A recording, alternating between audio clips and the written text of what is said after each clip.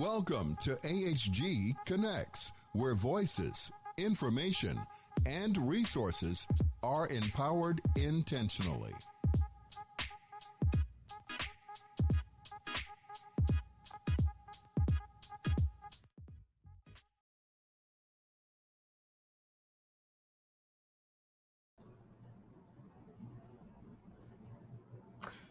Good evening, everybody. I'm Jojo Sweatt. I'm a United States Marine Corps veteran and the organizing director for Common Defense. And I welcome you tonight to the show on America's Heroes Group. Today, I'm going to be talking about many things, but mostly about service and what that means for democracy. And I'll be sharing a story with you about a powerful experience that I had recently that includes democracy, service, and the values that unites us as veterans. But first, I want to formally introduce myself and give you a little bit of my background. Like I said, I am a United States Marine Corps veteran. I served for nearly 10 years.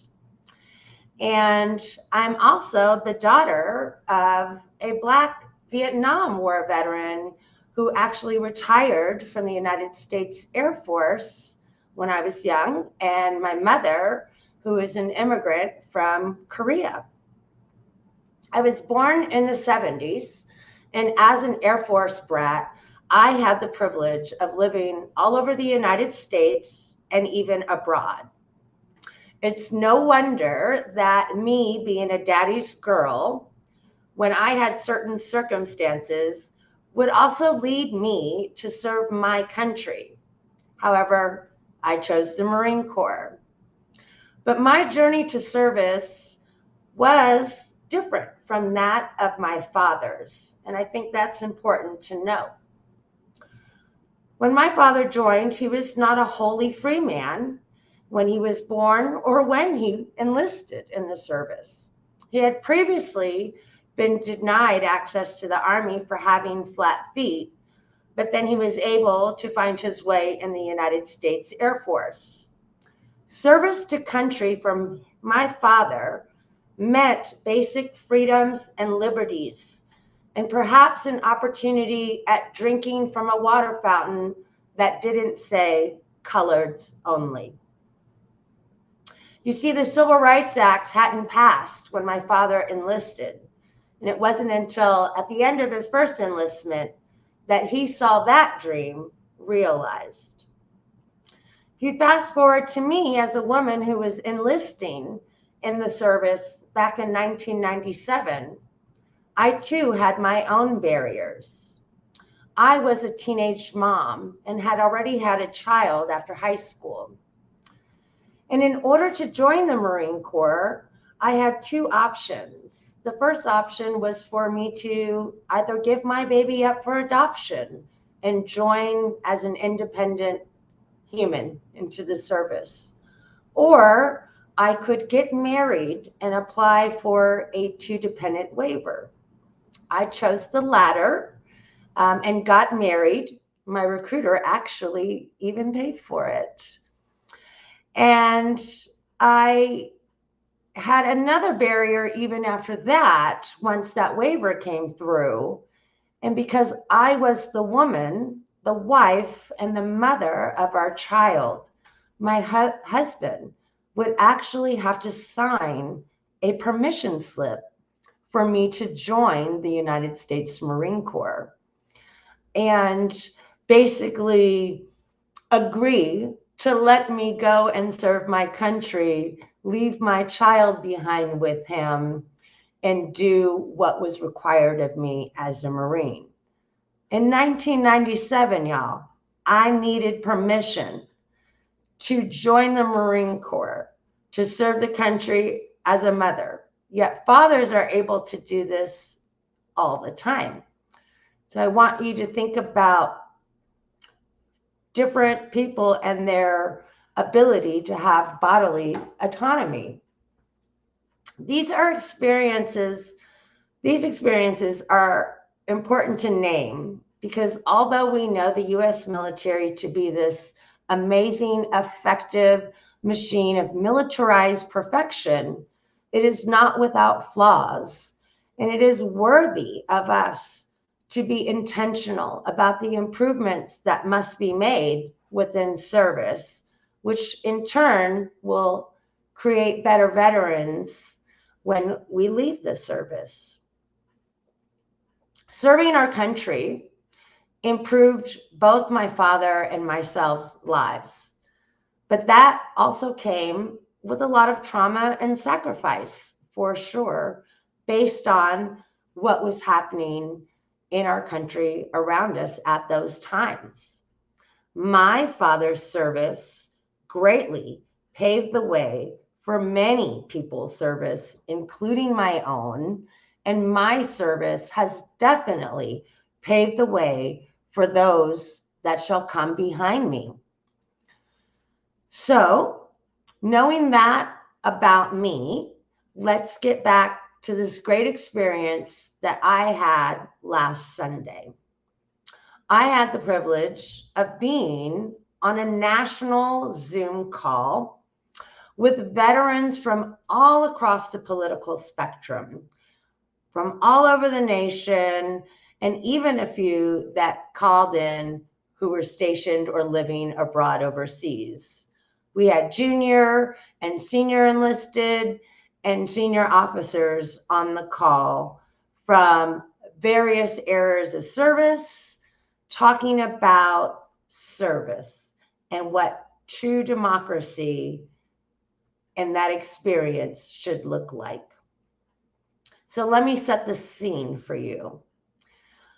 We have a call with a large, diverse group of veterans from all over the world, whether they're Black, white, Asian, Latino, Hispanic, Native, women, or representative of the LGBTQIA plus communities. And we were all there, shaped from our military service and united by a common love for this country.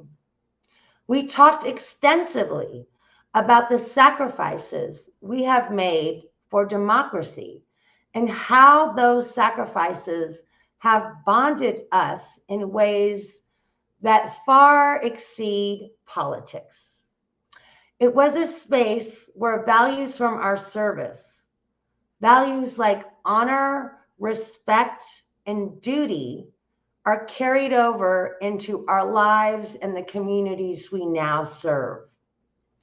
One of the most important things we discussed was the idea that no one in the United States should ever be disenfranchised or marginalized, that this is a country built on the principles of freedom and equality, and it's our responsibility to ensure those principles are upheld for everyone.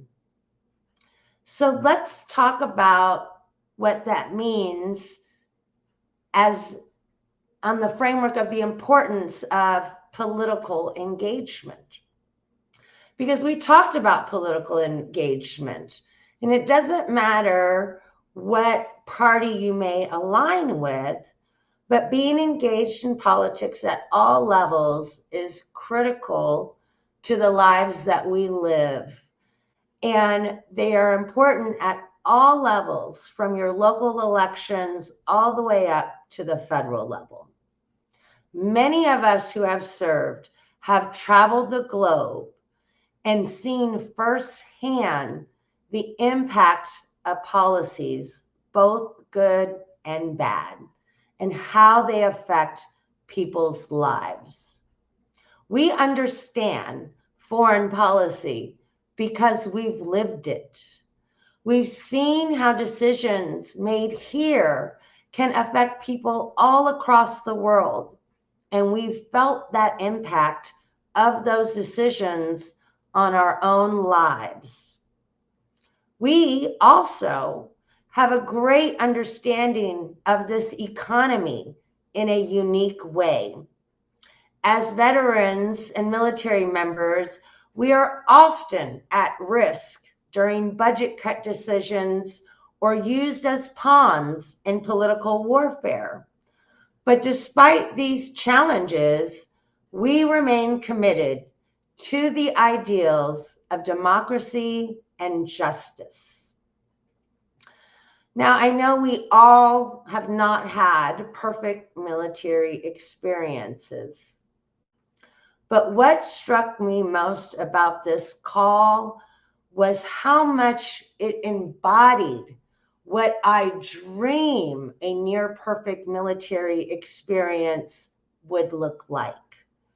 It was a place where love of country was platformed and paramount, where our diversity was celebrated, and where toxic and misogynistic culture had absolutely no place. We are pursuing happiness. For 3 hours, this group was drunk in that pursuit of happiness. It wasn't just a meeting. It was a celebration of the values that we hold dear. There was business to be done, definitely, but there was also laughter and camaraderie, and no one was made to feel small. To me, that is exactly what democracy should look like and feel like. It's about taking care of each other, respecting each other's voices, and working together for the common good. As veterans, we've seen the best and worst of humanity, both at home and abroad. But what keeps us going is our unwavering belief in those principles of democracy. We know that democracy isn't perfect, but we do know it's definitely worth fighting for, and it's worth protecting for future generations. I share this story with you because I think everybody should have this experience. So as you think about each day that passes or how you go about your day, I want to encourage you to think about what democracy means to you as a citizen of this country. Think about the values that unite us and the role that you can play in ensuring that everyone in this country has a voice. Because in the end, democracy is not just a system of government, it is our way of life.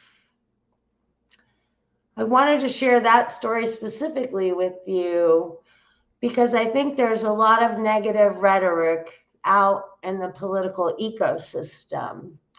And we're forced to stare all of our problems in the face, and that can come with a lot of hostility.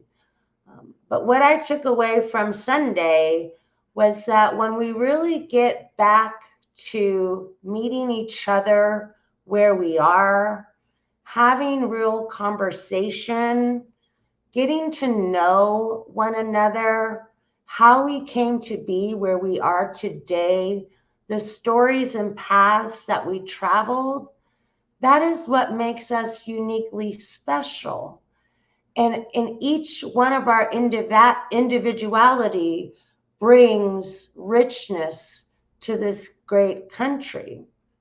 I know that my story is unique, but there are many people who can relate to my story as well.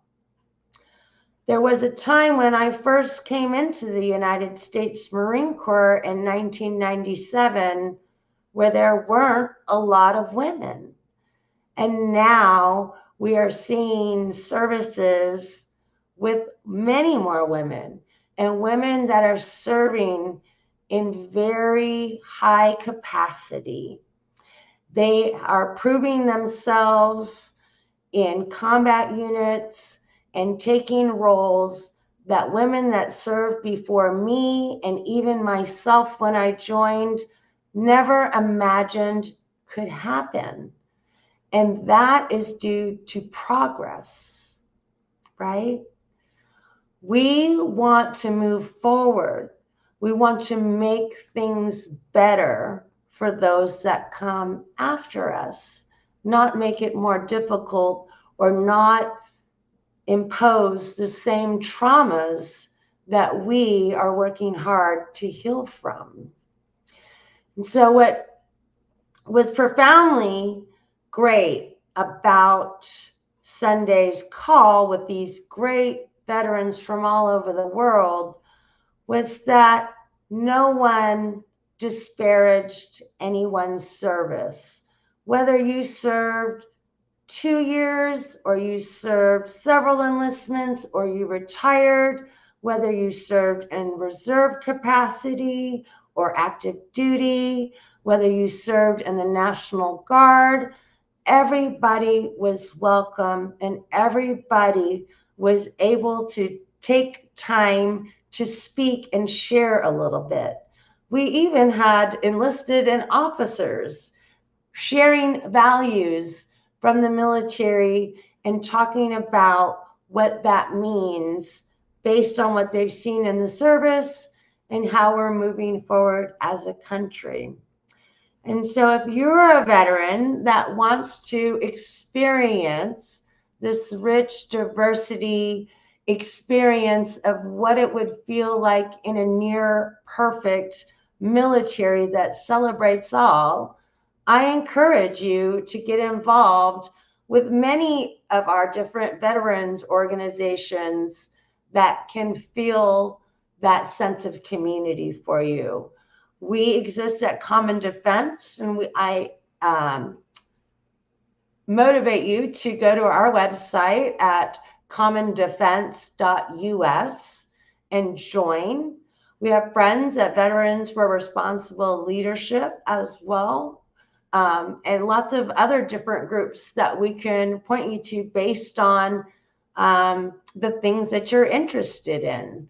But what I can promise you is a community of people who are intentional and who care about moving forward together and celebrating your service and talking about the ways that we can improve things that maybe weren't so great for you in your life.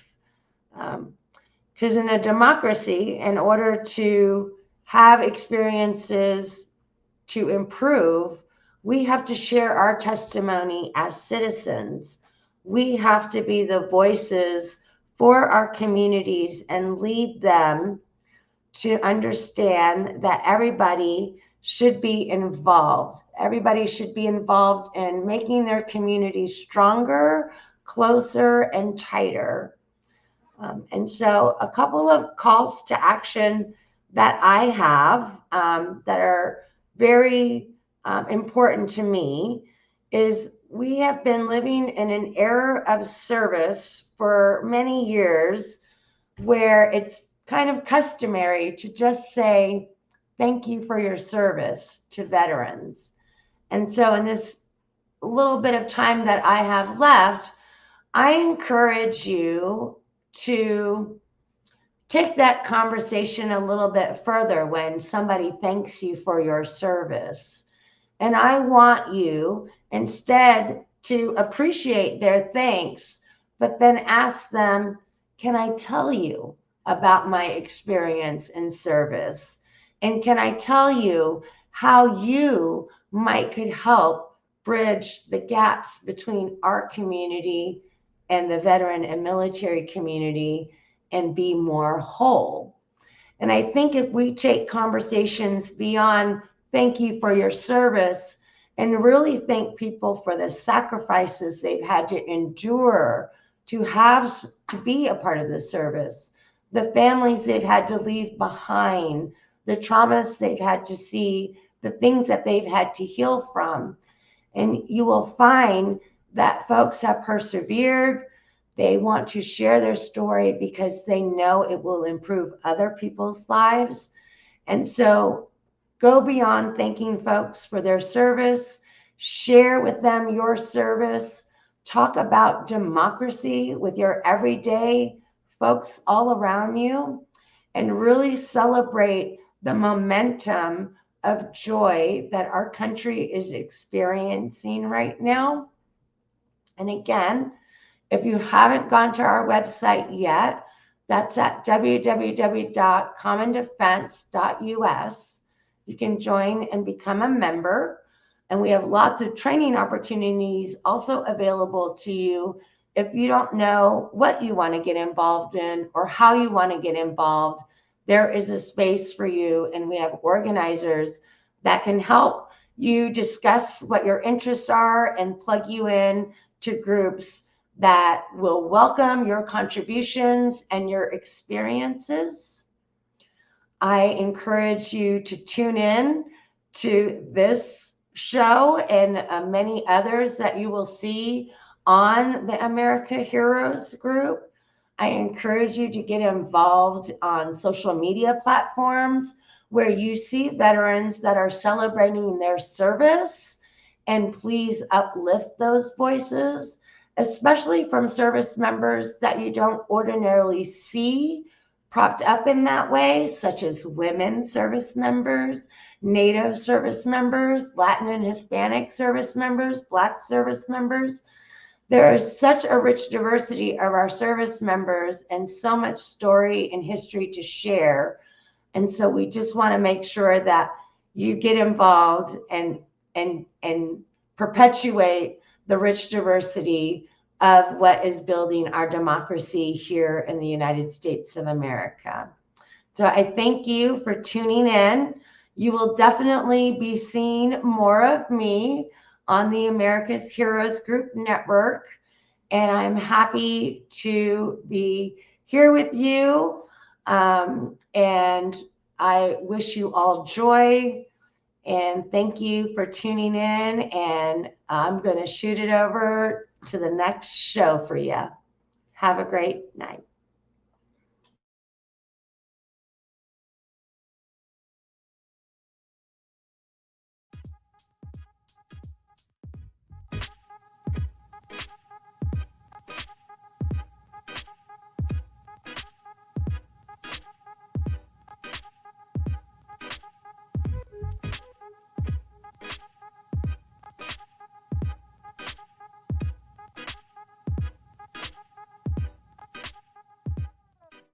Welcome to AHG Connects, where voices, information, and resources are empowered intentionally.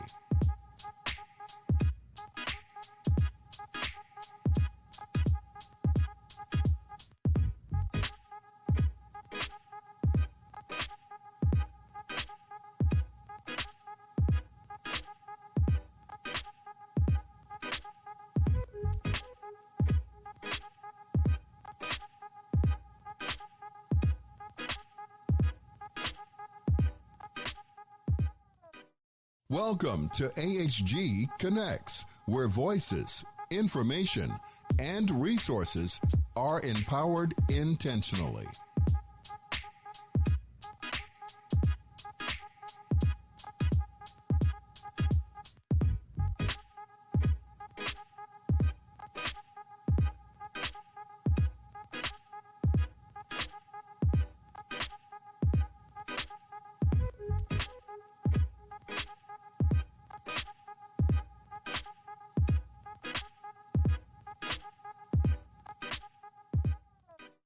Welcome to AHG Connects, where voices, information, and resources are empowered intentionally.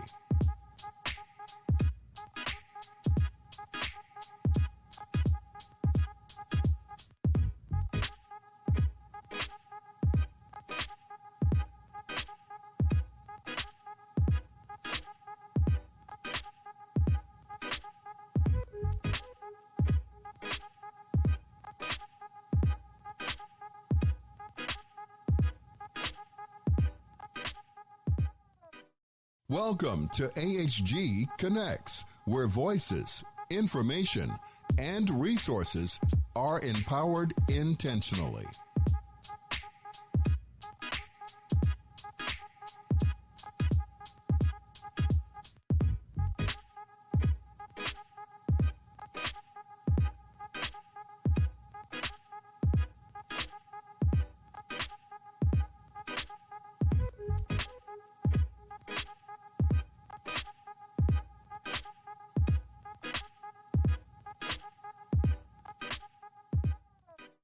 Welcome to AHG Connects, where voices, information, and resources are empowered intentionally.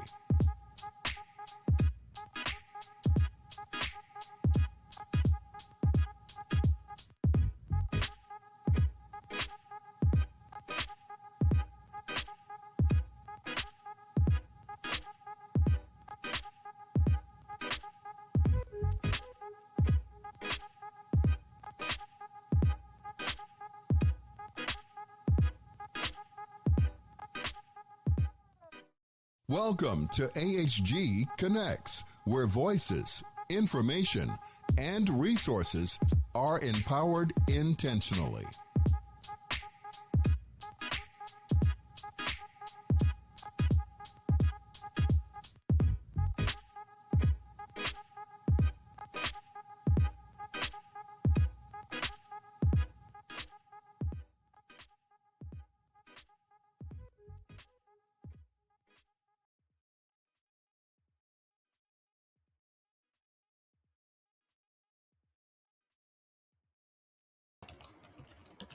Hi, everybody. Welcome to America's Heroes Group. I'm Stephanie Kalota. I'm the AHG Correspondent, and I am a retired Army Reserve veteran. I'm here to talk about what's next.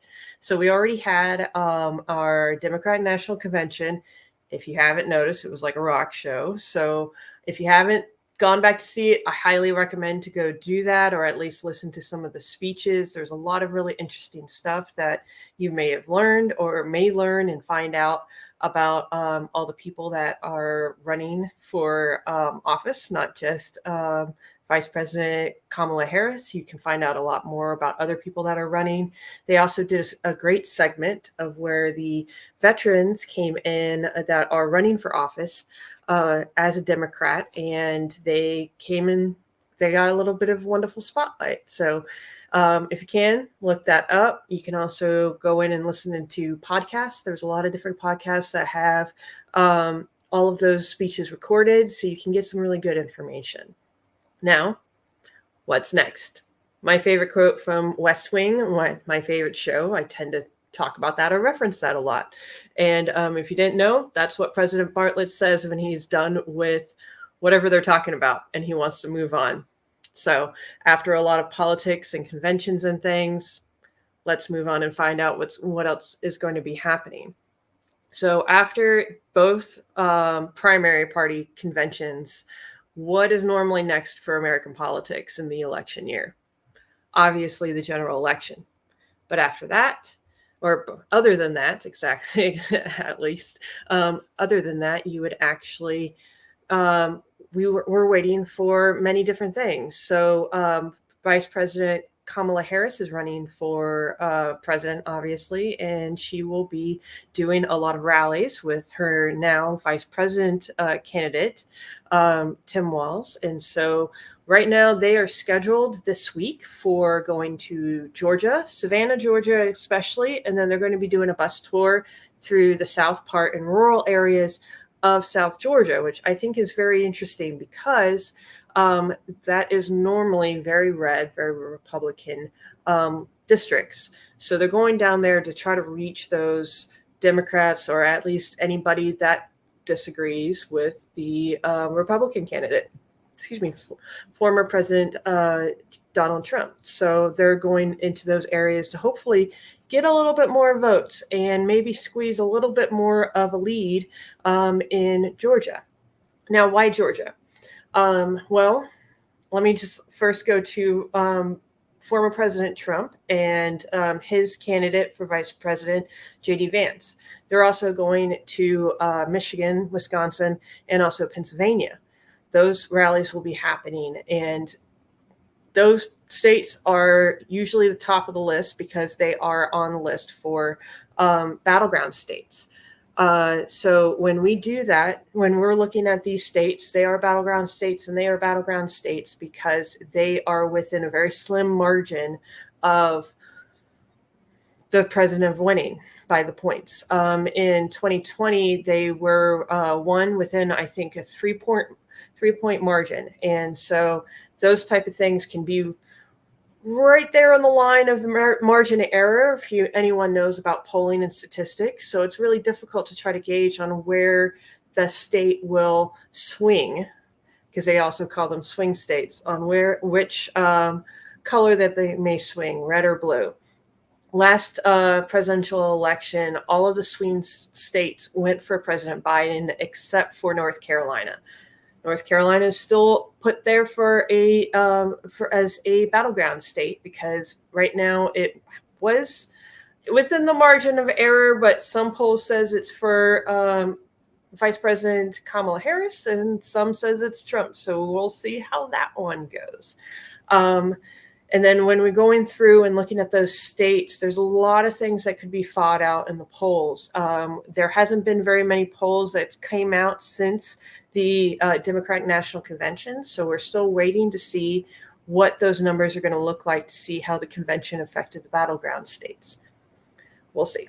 Often the conventions do happen in a battleground state, but for this time, they actually did not do that. They did it in Illinois, which is typically very blue and very Democratic. So we'll see if that had anything to affect by it as well. But the Democratic National Convention had a huge amount of viewership and ratings, which we know that former President Trump was irate about, and he did not like that he didn't have the attention. So we'll see how things go on how that really affected the polls. There's other states like my state of Florida that may become a sleeper swing state because it has been leaning more and having more Republicans registration since the 2020 election, especially since former President Donald Trump moved to Florida. So we'll still seeing how that one would go out. And one of the reasons why it might be a sleeper state is because it and other states that aren't battleground states that may become a swing state, but at least get very close to the margin of error for the polls, is because they actually have ballot measures at the general election that tend to swing towards more of policies within the Democratic Party. And those I mean for reproductive health protections. Recreational marijuana is also on the ballot for Florida, and I believe it should be popping up for other states as well. Reproductive health protections are going to other states. There's still at least 4 other states that may get that added, but we're not sure just yet, but there are others that will. And it's a good thing to probably watch because every time that reproductive health protections, i.e. abortion, every time it was up for the people, it has actually came in the favor of providing those protections for women. So even though they are very red states, those things also tend to swing towards putting in those protections instead of outlawing abortion. So that is really important to try to watch and see how that would go because there's so many up for election this time. We're not sure how it's going to go. We're going to see a lot more going. So the pool is bigger. The statistics are bigger because we've only had a few states since then have actually had that type of election and that type of procedure. So I think it's probably going to change. I think a few states may may fail to actually put in those protections, but we'll see how that one will go. It also will depend on how how everybody else is elected. There's a few other incumbents that are facing very difficult elections, like Senator Jon Tester. He is a Democrat from Montana, and which is a very red state, and he's always struggled every time he comes up for election. But it's very frustrating because he does so many for our veterans. He was one of the biggest champions for the PACT Act, which we'll be discussing the next time I come on. So I'm going to slide right past that one. But Senator Jon Tester does have a big fight. It's a fight within the margin of error, so he may lose his position, but we'll see. His polls for actually against him, basically showing that he was losing when President Biden was still running for presidential candidate. And that's one of the many reasons why he chose not to, is because it was actually hurting those Democrats that are in very close elections. So since then, there has been an increase in the polls for other Democrats that are running, that are in tight elections. Their favorability went up a little bit more, especially with Vice President Kamala Harris taking the top of the ticket. So it may help us out a little bit. Another thing about Florida is that incumbent Senator Rick Scott, who is actually a very unpopular character here in the state, he was a very unpopular governor, and I'm still not sure how he got elected in the first place. I apologize. But he has a new person going opponent because our primaries just completed last week. So we'll see how that one will go about. And they're within the margin of error as well. So there might be more Democratic turnout for the Florida election that can swing the state of Florida very close to the margin of error, and it may come out to very few ballots, few votes, to see how that one will turn out. Then for the rest of the time until the general election, we actually have a presidential debate coming up. September 10th. It was very much out in the uncertainty realm because after President Biden had basically stepped off of the ticket and Vice President Kamala Harris stepped onto the top of the ticket, we weren't quite sure of whether President Trump was going to adhere to the agreements that he made with the Biden camp. And often it's pretty difficult because whatever Trump says would be completely different from what his team will actually release to the press. They'll say something, he'll come out and then speak to the press and say something completely different. So there was a lot of uncertainty out there to see how that one would play out and whether he would keep to the same agreements. And then recently he posted on his True Social account saying that he will abide to the agreements that he made with President Biden, including the rule about muting the mics. Now, what is this about muting the mics during the debate? So just a little bit of a reminder back in history of the 2020 presidential debate that Trump had with Biden. There was a lot of interruptions and talking over and a lot of viral moments. And if you ever wanted to look back and check that out, it is all over YouTube and you can relive it like the rest of us that probably still remember it in the back of our minds, because it was very difficult for President Biden to get a word in. And he's not much of a debater because he does have a speech impediment. Like myself, I have a speech impediment and a stutter, but he has a speech impediment and a stutter. And then when those interruptions happen, you have a lot of trouble trying to get back on track, trying to stick to what you were saying, and also try to keep your speech in a way that everybody will understand and probably not make fun of. So you could probably understand the reason why that when the presidential debate negotiations were happening between President Biden and President Trump, they decided to try to put in the rule about muting the mics. So whenever a speaker is speaking, the other person's mic will be muted. That way they can't talk over each other while they're trying to have their minute or two to speak about certain subjects or respond to questions or even respond to the other candidate. So that part was part of the debate that was supposed to be in for the debate that happened with Biden and also the one that's happening on September 10th. So when Vice President Kamala Harris's team took over, they wanted to take the rule out about the muted mics. Why would they want to do this? They want to mute the mic, or they want to take out the rule of muting the mics because honestly, they probably want to have President Trump talk more and show himself more and probably show his base behavior when he is not policing himself or trying to keep within the box of the rules that he's supposed to keep within. It's very difficult for somebody to show themselves their true colors when they have all of these different rules and all of these leashes and restrictions. And President Trump did very well with himself. I don't even think, because I was actually checking to see if he was speaking, even though the mics were muted. I couldn't even tell.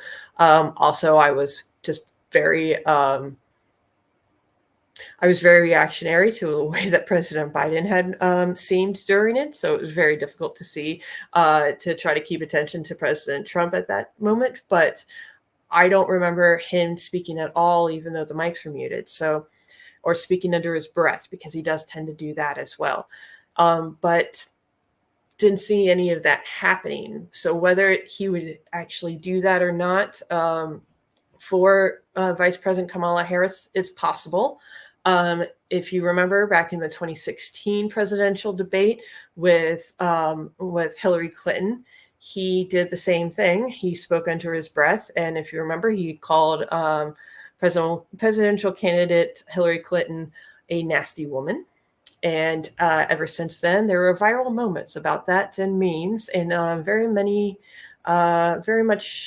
many merchandise that came out that said nasty woman, and many women actually wore those as badges of honor after that. So just a little reminder of what happened 8 years ago with that one. So I think that the Harris camp was actually hoping to try to get some more viral moments, more ways to try to sneak in there to get more social media press, because they've been doing pretty well on that. After Kamala Harris was actually coming in as the top of the ticket, social media blew up, and TikTok especially, with all of these different videos about her, and everybody had a very positive reaction to her and how she is. So that had caused a lot of buzz and a lot of viral moments. There's also been a lot of things that's been coming out of when she used to be senator. And so there's a lot of speaking moments that she had during congressional hearings, and her team dug up a lot of those and used them at the convention. One of the more famous lines she said was, "I am speaking." And that was in response to one of the witnesses during a hearing that kept interrupting her when she was trying to make a statement and then try to get the witness to actually answer the question that they have, because they were actually avoiding the question. So they're probably hoping for more viral moments so that they could take on and use.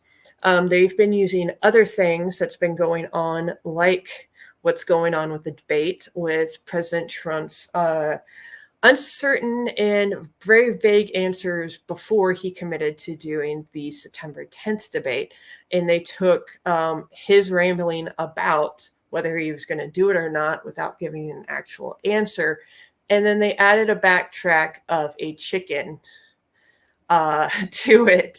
And I'm pretty sure that probably stirred President Trump to give an actual answer on Truth Social, because not long after that, he posted that. So we'll see how those things will work out. And then what's next after that?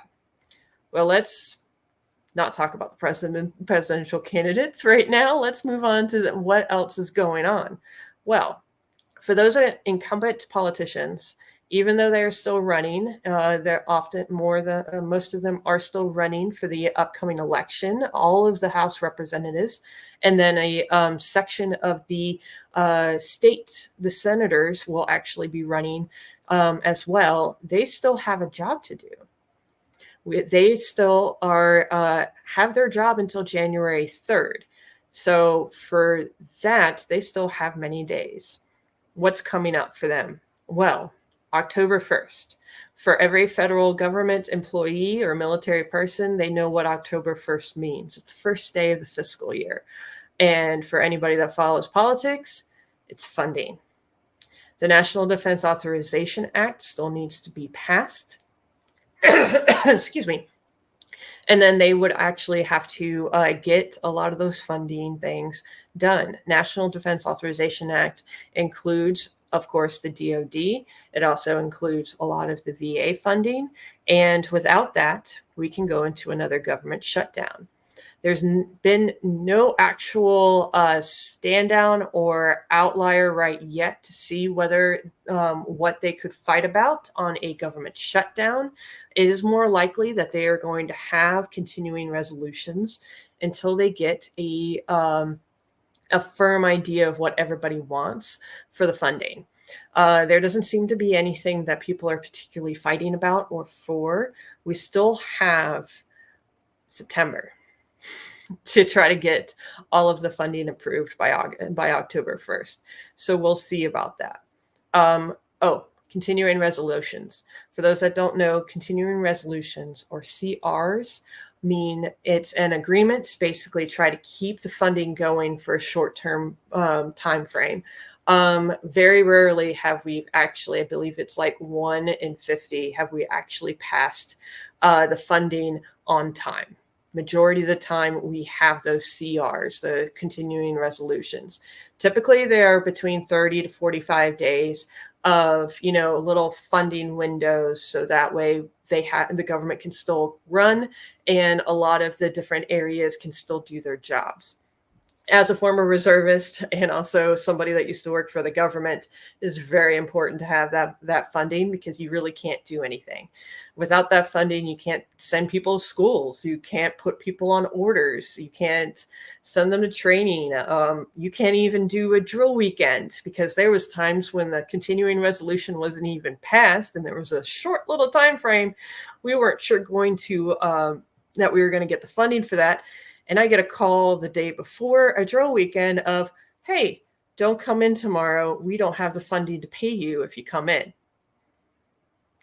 That's how it affects people in the reserve and guard. And often people of certain ranks, and pretty much a lot of reservists and National Guardsmen, they actually depend on that money because that's a nice chunk of change that comes in for that weekend. And so that can be very difficult for people. It can also screw up your scheduling in the future because if you don't get that scheduled weekend, that means you have to make it up sometime before the end of the fiscal year because you have to get 48 points or 48 days to actually have a good year so you can retire. Like me, that, you got to have enough points so that way you can retire. And so those type of things can just screw up your year and your scheduling. So FYI on how government shutdowns affects people. The other part about government shutdowns that also does affect the government, especially, is that they have to shut down a lot of things. And when they shut down a lot of things, they can't charge for things like national parks. You can't charge entries.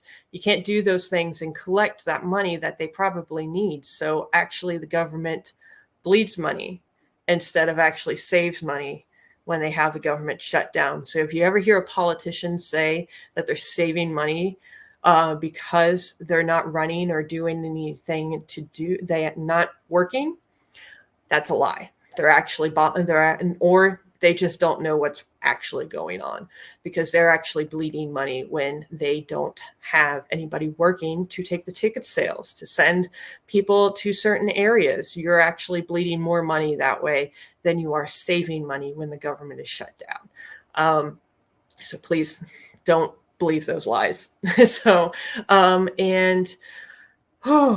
the funding coming on, there might be some sneaker amendments that could be coming up. There were discussions and rumors that they were going to add and include women in the military draft. That one doesn't seem to be going anywhere. It was on the Senate bill for a moment. I don't know if they've taken it off yet. If not, I haven't really seen to confirm that on the system, but I will keep an I'll keep an eye on that one. There's other things that they could be adding to add a few more rules. There's a few things about the military draft that may come up and may get added, because for those that don't know about the military draft, you're required to register with the with the select service system. And the thing is that you register when you turn 18. If you're a man, you register when you turn 18, and you're supposed to technically update every time you move, but that doesn't always happen, does that? So there's no really enforcement mechanism. So if the military actually does have to enact a draft, Congress has to enact the draft for the military, they're going to have a hard time finding people. And so they're probably going to have to update those systems and try to connect them to the other systems so that they can get the addresses and the contact information for them. It's likely they're going to try to connect with the IRS, for example, because they're probably going to be the most likely person to have your most accurate address, right? So you can get your checks or, all of the other good things. So that's going to probably come up with the funding on how they would try to fix that, because that has been coming up in the last couple of years. There's other things that might be sneaking in there. And of course, that could be reproductive health, because that's been a big thing between the senators and the House representatives. So we might see something come in there, but I highly doubt it, because right now, reproductive health protections and banning abortion has been a very hot topic with the upcoming election. And so those that are for abortion bans have been not talking about it or stepping back from it, because so many people are against abortion bans. I believe it's around 60% or more, or are against an abortion ban of any type, a total one, but they might be okay with certain weeks. So a total one is not going to work out. But then when you're talking about it in general, that's usually what they're talking about, that's actually what they're talking about. And then also with all the backlash that's happening from Project 2025 about outlawing all abortions, and also outlawing contraceptives, excuse me. Told you, speech impediment. And so those type of things will probably be coming up again, and it might start a couple of fights. Watch Senator Tommy Tuberville for that, because he is the one that held up all of the military promotions some time ago. And so there might be a long stand that he might have. There might be a few more things that are coming up. So keep an eye out. And it's really good to try to keep an eye on your House representatives and senators, because they're actually the ones that are doing the money and the taxes and all of that stuff that most people like to blame the presidents for. They have a little bit more power than a lot of people think. So keep an eye out on them. Fully research your House representatives and your senators, because you can actually look up their voting records. Actually, all the way back to the 80s and 70s, you can look up voting records in congress.gov. The old senators and representatives, you can look up the current ones as well, so you can see what they actually voted for, because there's a good amount of senators and House representatives that's actually voted against bills that would have benefited the military and veterans. So keep an eye out on that. Don't believe what politicians actually say at the podium or when they're trying to campaign. Always back up and look at what they're actually talking about through research and resources. If you don't believe me, look up the speech and debate clause. It's a constitutional protection for our politicians of Congress, that they can say anything they want to say and then not get in any trouble for perjury or lying or anything else. So double check what they say, please. I even double check what the Democrats say. You might think I'm a left-leaning person, but I'm actually pretty moderate and independent. So double check what they say. Google it. I only trust things like congress.gov. And then if I see something that is not on any type of website that has resources, I always Google and check whether it's legit, whether it's true or false. Either snoops.com is pretty good. Other websites also will take that. And I even double check those people too, to make sure whether they are left or right leaning. So always check your resources and check whoever is running for Congress. Google who's running for my district, who's running for my state, so you can double check the opponents and see what they're all about. There's a lot of people that have a little bit of skeletons in the closet, and you're not going to know what it is until you really start researching. Empower yourself with all the information you have, and try to make sure that what you are reading is completely true or false. To me, I don't trust articles unless they actually have resources in them. If you read anything from me, I try to include as many resources as possible, especially if I include facts and also quotes. So remember those things when you're looking out there and trying to make sure what you're reading is true or false. All right, guys, that's it for me. I will see you guys in 30 minutes because I'll come back for my Veterans Legislative Voice segment. Thank you very much, everybody.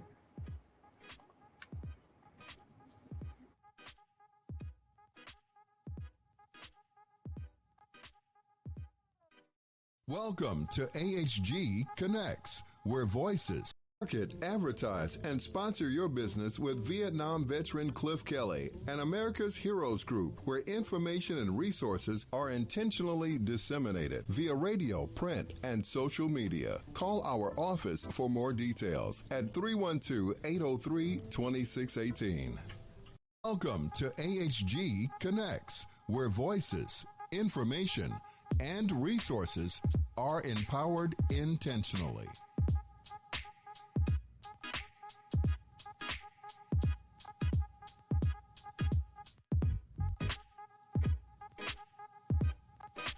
Ken Jennings.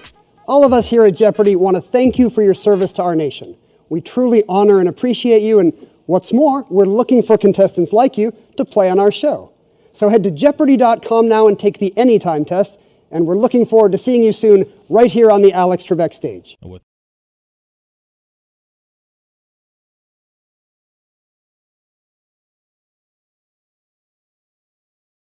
Veteran Cliff Kelly and America's Heroes Group, where information and resources are intentionally disseminated via radio, print, and social media. Call our office for more details at 312-803-2618.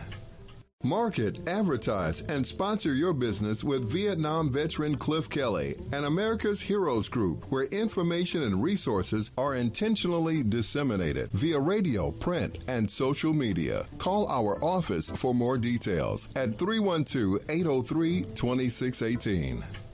Market, advertise, and sponsor your business with Vietnam veteran Cliff Kelly and America's Heroes Group, where information and resources are intentionally disseminated via radio, print, and social media. Call our office for more details at 312-803-2618. Market, advertise, and sponsor your business with Vietnam veteran Cliff Kelly and America's Heroes Group, where information and resources are intentionally disseminated via radio, print, and social media. Call our office for more details at 312-803-2618. Market, advertise, and sponsor your business with Vietnam veteran Cliff Kelly and America's Heroes Group. Welcome to AHG Connects, where voices, information, and resources are empowered intentionally.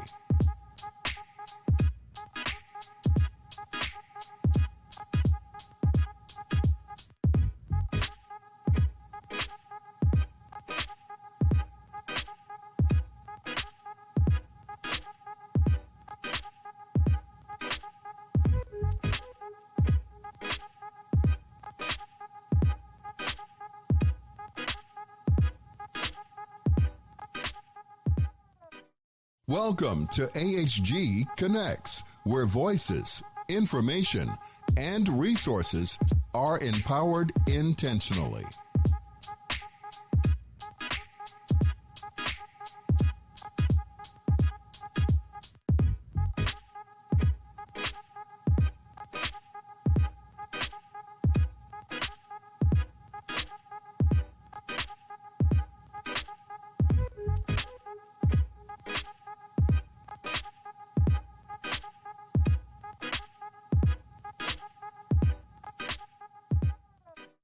Welcome to AHG Connects, where voices, information, and resources are empowered intentionally.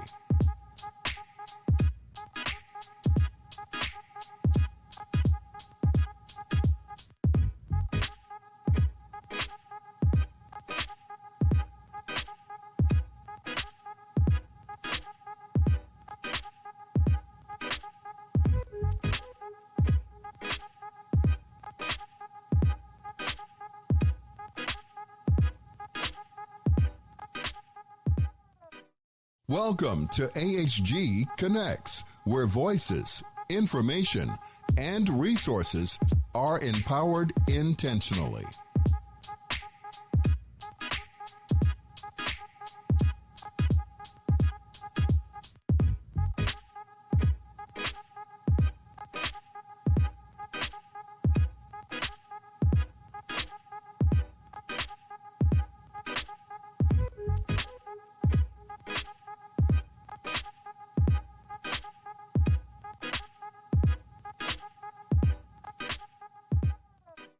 Welcome to AHG Connects, where voices, information, and resources are empowered intentionally.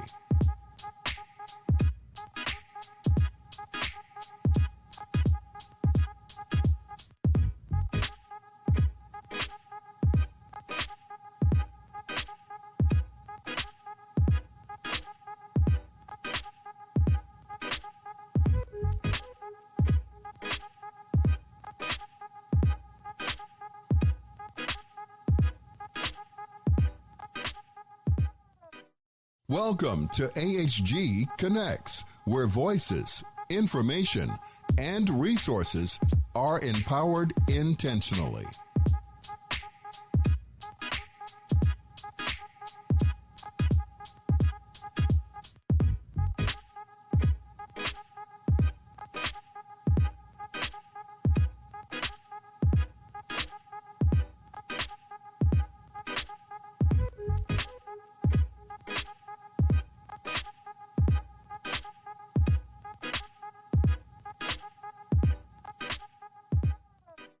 Welcome to AHG Connects, where voices, information, and resources are empowered intentionally.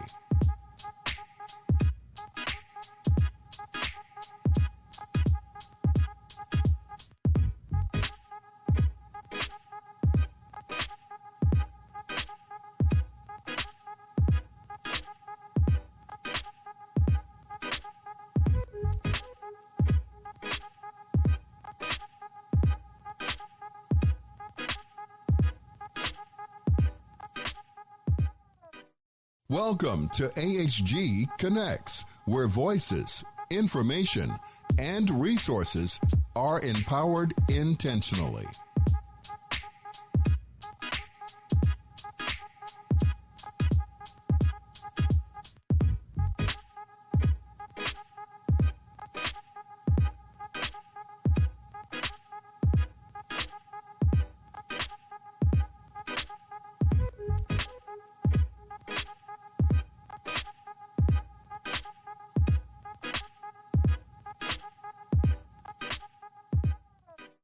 Welcome to AHG Connects, where voices, information, and resources are empowered intentionally.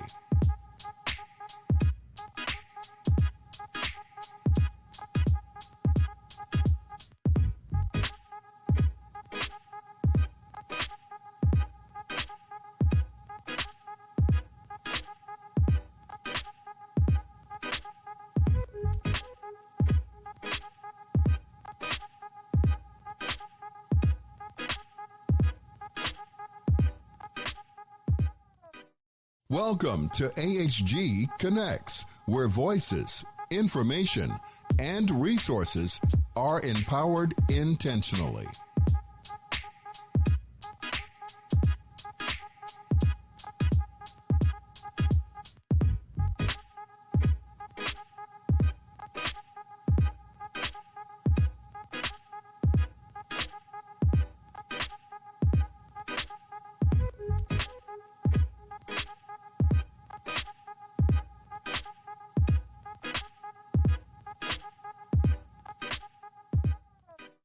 Welcome to AHG Connects, where voices, information, and resources are empowered intentionally.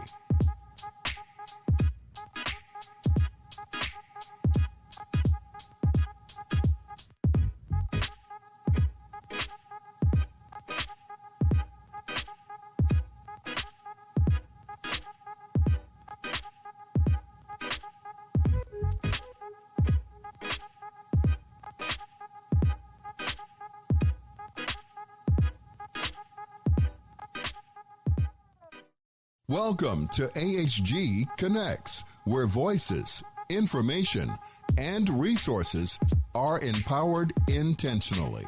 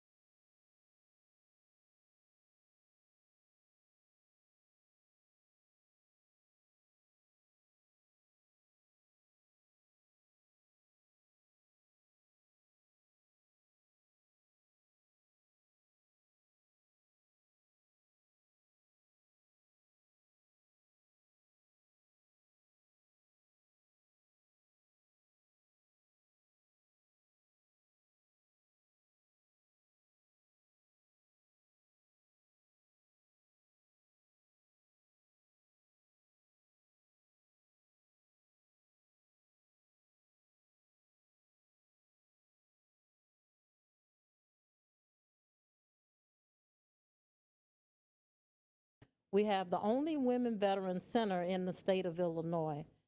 And it's a pleasure and a privilege to have named that organization facility after Simone A. Robinson. Simone was 21 years old when she went to combat.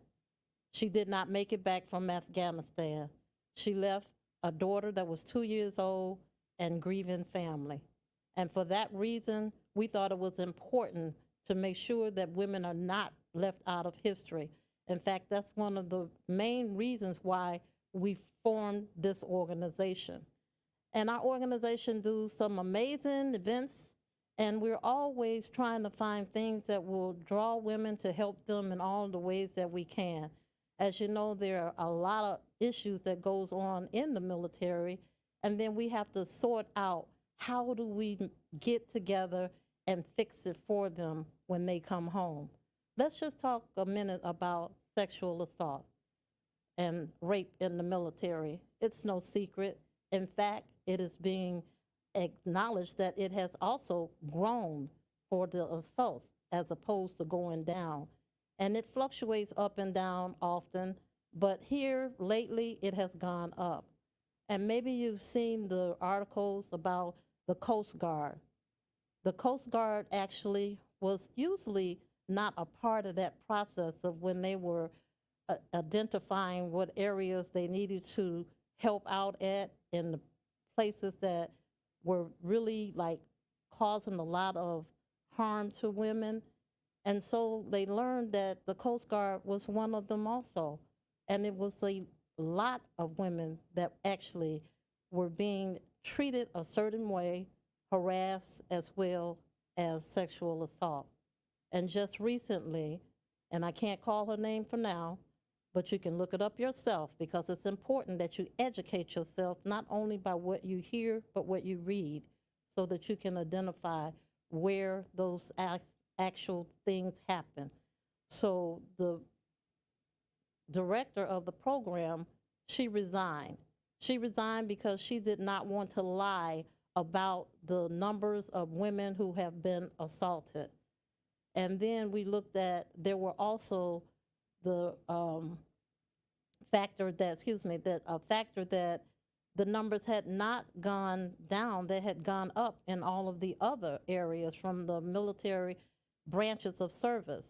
And so with that being said, we also looked at, what is the American going to do about this problem? Because we have to be a part of that system that talks about it, that raises hell about it, and make sure that our women know that they are not alone in the military.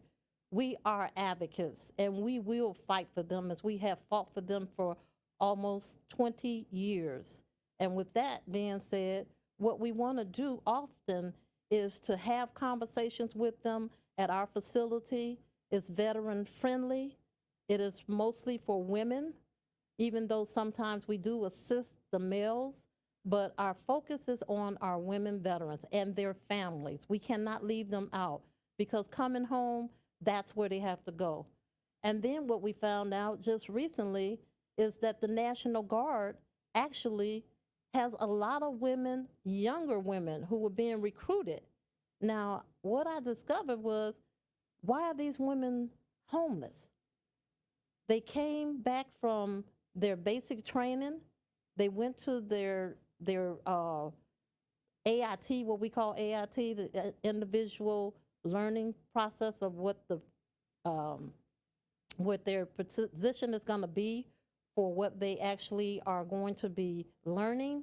And when they came back from that was like 60 days, then we learned that they're homeless. So they're looking for homes for not just the other women who were homeless from combat and from the actual wars, but also the National Guard. Now, this was alarming because we know that these are young girls. They're 18 years old going into the armed forces, and then we have to protect them in some way. And then what happens is that they don't know how to advocate for themselves because they're new to this. They're coming out of school. They're coming out of the Department of Children and Family Services. And what we have to do is to reach out to them to let them know, again, that they are not alone. Just recently, we had 6 women that were in the National Guard. They did not know each other from different areas, Indiana, Chicago. And guess what? Homeless. They need help. Some had children. One had 3 children. We got a call that a woman had 7 children. I'm not making this up. And it made me just think, what more can we do to voice our opinions, to find out and make Congress do what they have to do, to make this an extreme out thing that they have to look at, and they have to take this serious. So what does it look like in the future for them? So we were fortunate to be able to one that was actually had some other issues going on. We were able to help her.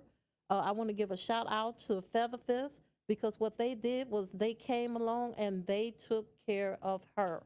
So we couldn't ask for more than to find out that someone is needing help, and they were right there. So thank you, Melody and Stacy. So, it becomes a lot of times when we're making these programs up that we do them because we want them to get together. How do we get them together? We offer them certain things. And some of the things that we offer, just recently, we're looking at health initiatives. Now, one thing that we don't do a lot of times is people don't want to go to the doctor. Also, they don't want to take medication. They look for other avenues, what they would like to do for their health, and that's to keep going, thinking that because they are young or because they are thin, that they don't have anything to worry about. But understand that all of those illnesses are because of the things that we eat, the things that we don't do for our bodies, like exercise on a regular basis. Now, had we known that years ago, well, I wouldn't be sitting here right now with these pounds in this seat with me. So, we have to look at now, how do we fix what we broke? And so a lot of what we're doing is we're doing education. We have a sponsor basically that helps us through the process of writing the grants for us. So we do colorectal cancer to educate people. We do that via in person and or when they actually want to do webinars on it. So we're doing that quite a bit. We did one just yesterday, actually. And then tomorrow, we'll be having Thursday, August the 29th at 10 to 12, we'll be having Taco Thursday with the VA Jesse Brown Medical Health Unit that will be coming out.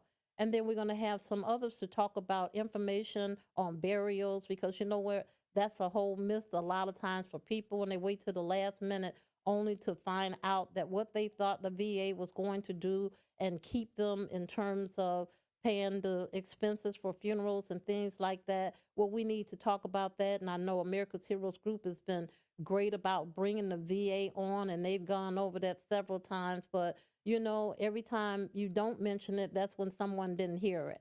So we want to make sure that we continue to help, you know, get the word out, that listen to those sessions that they offer regarding those things that are important. A lot of people don't have insurance, and we're encouraging women, get insurance for yourself and your family, because it's so important. And a lot of people, again, think that the VA is going to bury them and et cetera and so on, and that is far from the truth. So we'll be talking some things like that. And again, Taco Thursday. So a lot of people hopefully will come out and support that at 8620 South Pulaski Road, Chicago, Illinois, in the lower level. And we're so proud of our organization and what we offer to the women. And once you see it, you'll be attached to the facility itself. And so then in September, what's important is going to be about suicide prevention training. And we're looking forward to that. And thank you, Sir Thomas Starr, that will be presenting that training.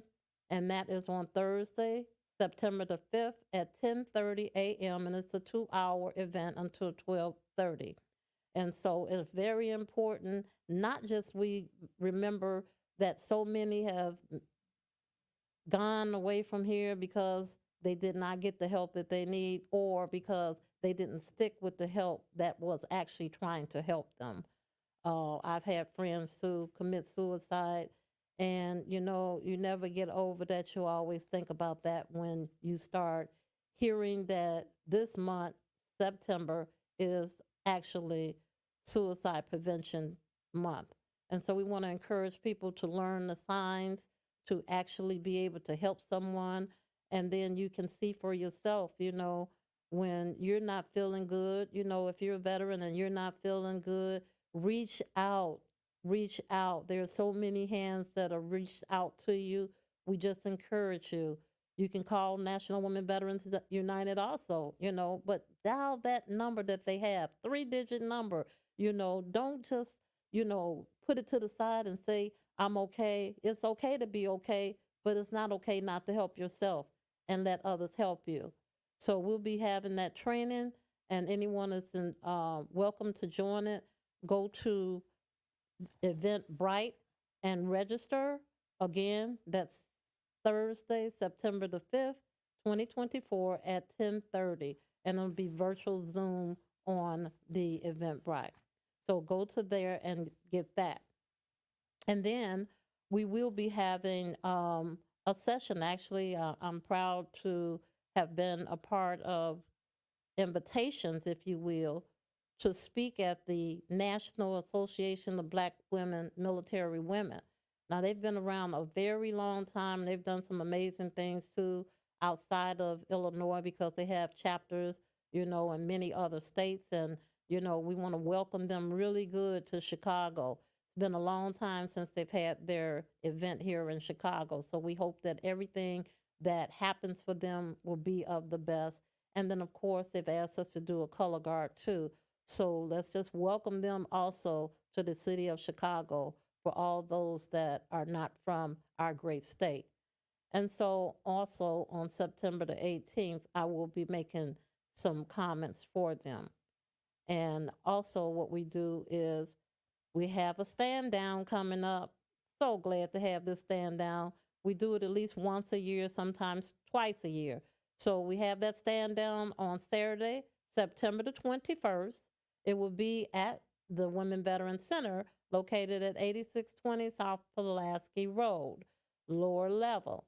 So we want you to RSVP. Go on our website, nwvu.org, and then you can find it there. You can also call us at 872-731-2150. Now, of course, our stand downs are a little different than the ones that they normally have because we focus what? Yes, that's right. We focus on women, all women. And we want to make sure that, we don't leave anything out.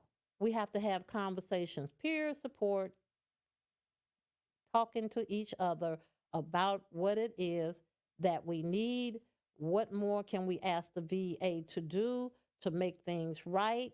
Understanding how you file your veteran claims, understanding what that means when you get that claim finished, and what your responsibilities are in order to make yourself well and healthy by utilizing the services that they provide for you.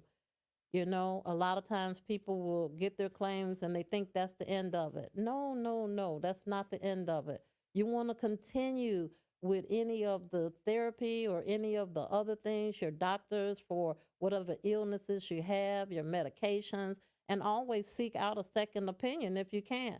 That's important too, because maybe the medication can change. We need to take better care of ourselves. As I mentioned earlier, it has a lot to do with what we eat and how we manage ourselves in terms of what? Yes, exercise. Okay. So we want to make sure that we continue to look out for each other.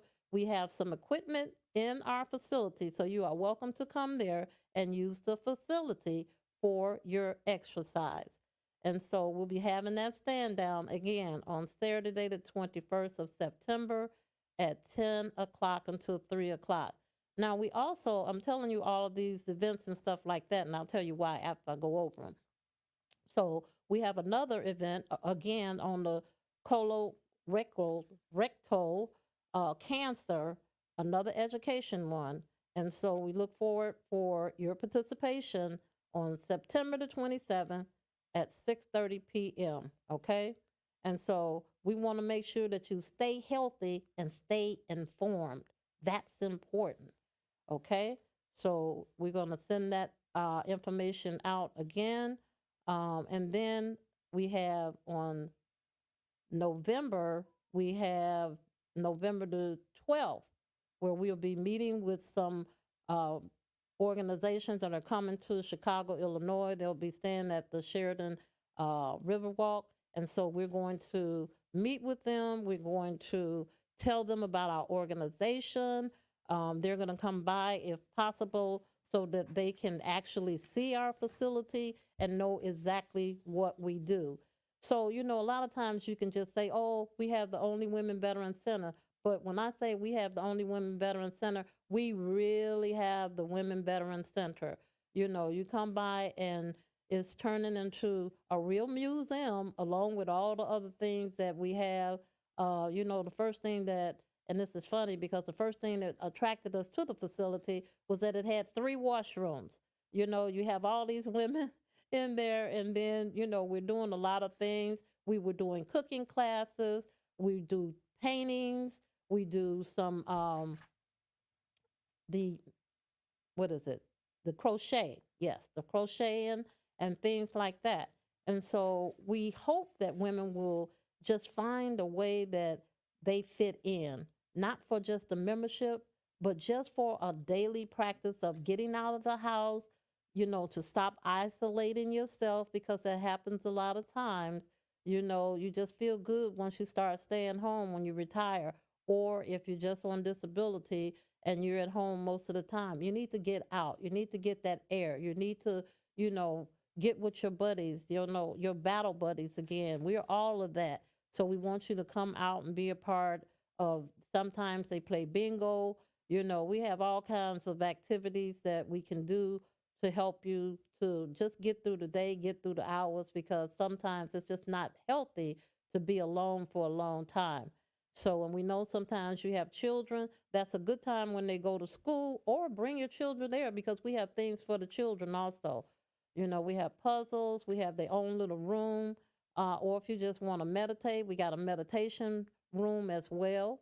And if you want to, get you a snack or something like that, or make a snack. You can do that. We don't have a stove, but we have the actual tools that you can basically bake things on. So, and also, a microwave.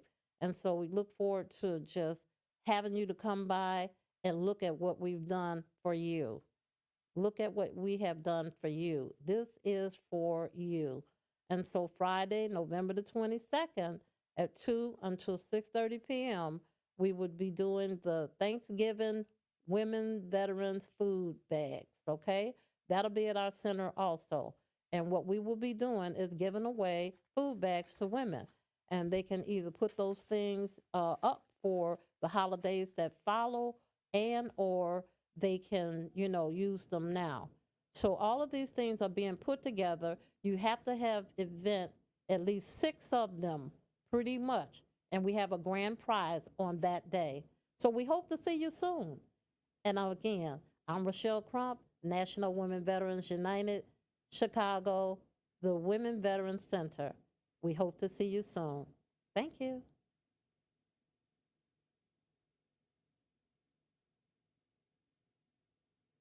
Where voices, information, and resources are empowered intentionally.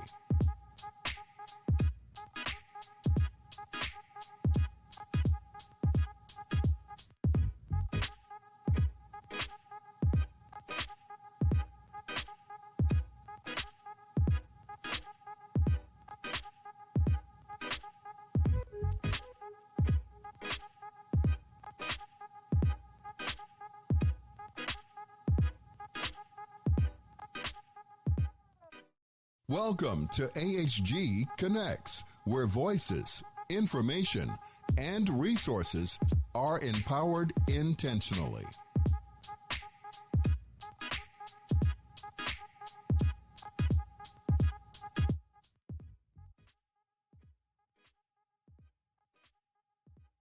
Ken Jennings.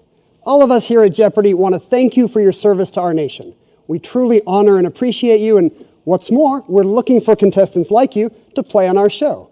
So head to Jeopardy.com now and take the Anytime test, and we're looking forward to seeing you soon right here on the Alex Trebek stage.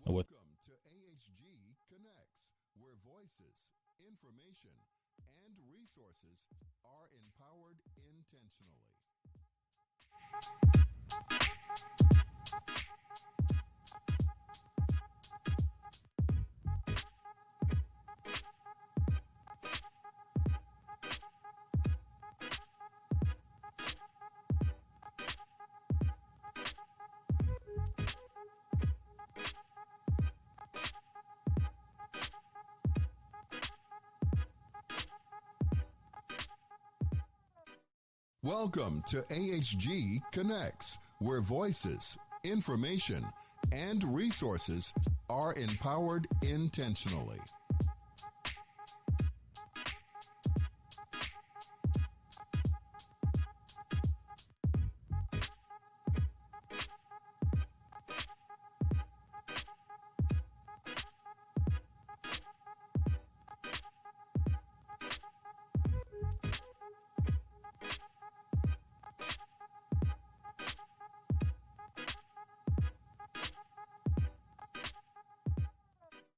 Welcome to AHG Connects, where voices, information, and resources are empowered intentionally.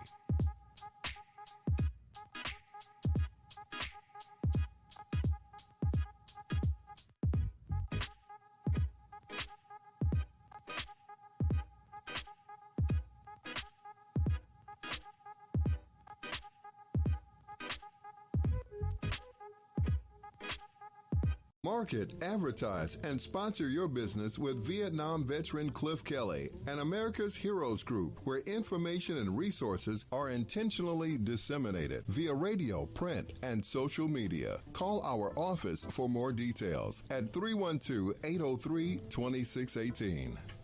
Market, advertise, and sponsor your business.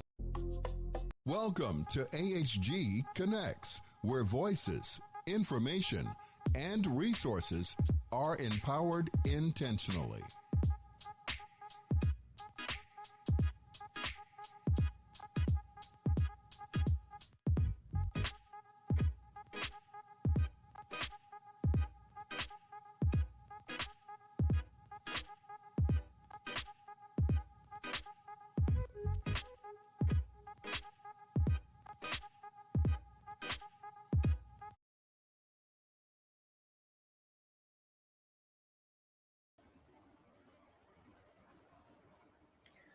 Hi, everybody. I warned you I would be back, so I'm back now.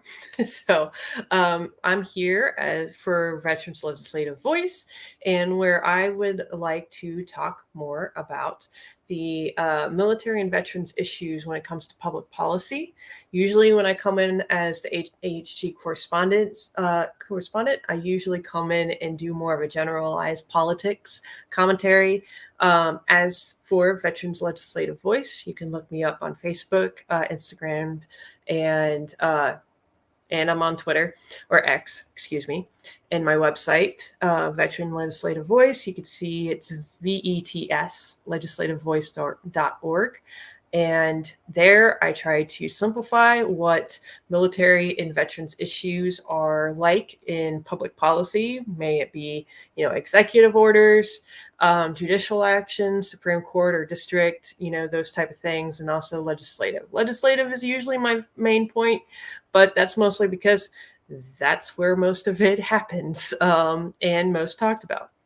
So now, what are we going to talk about today?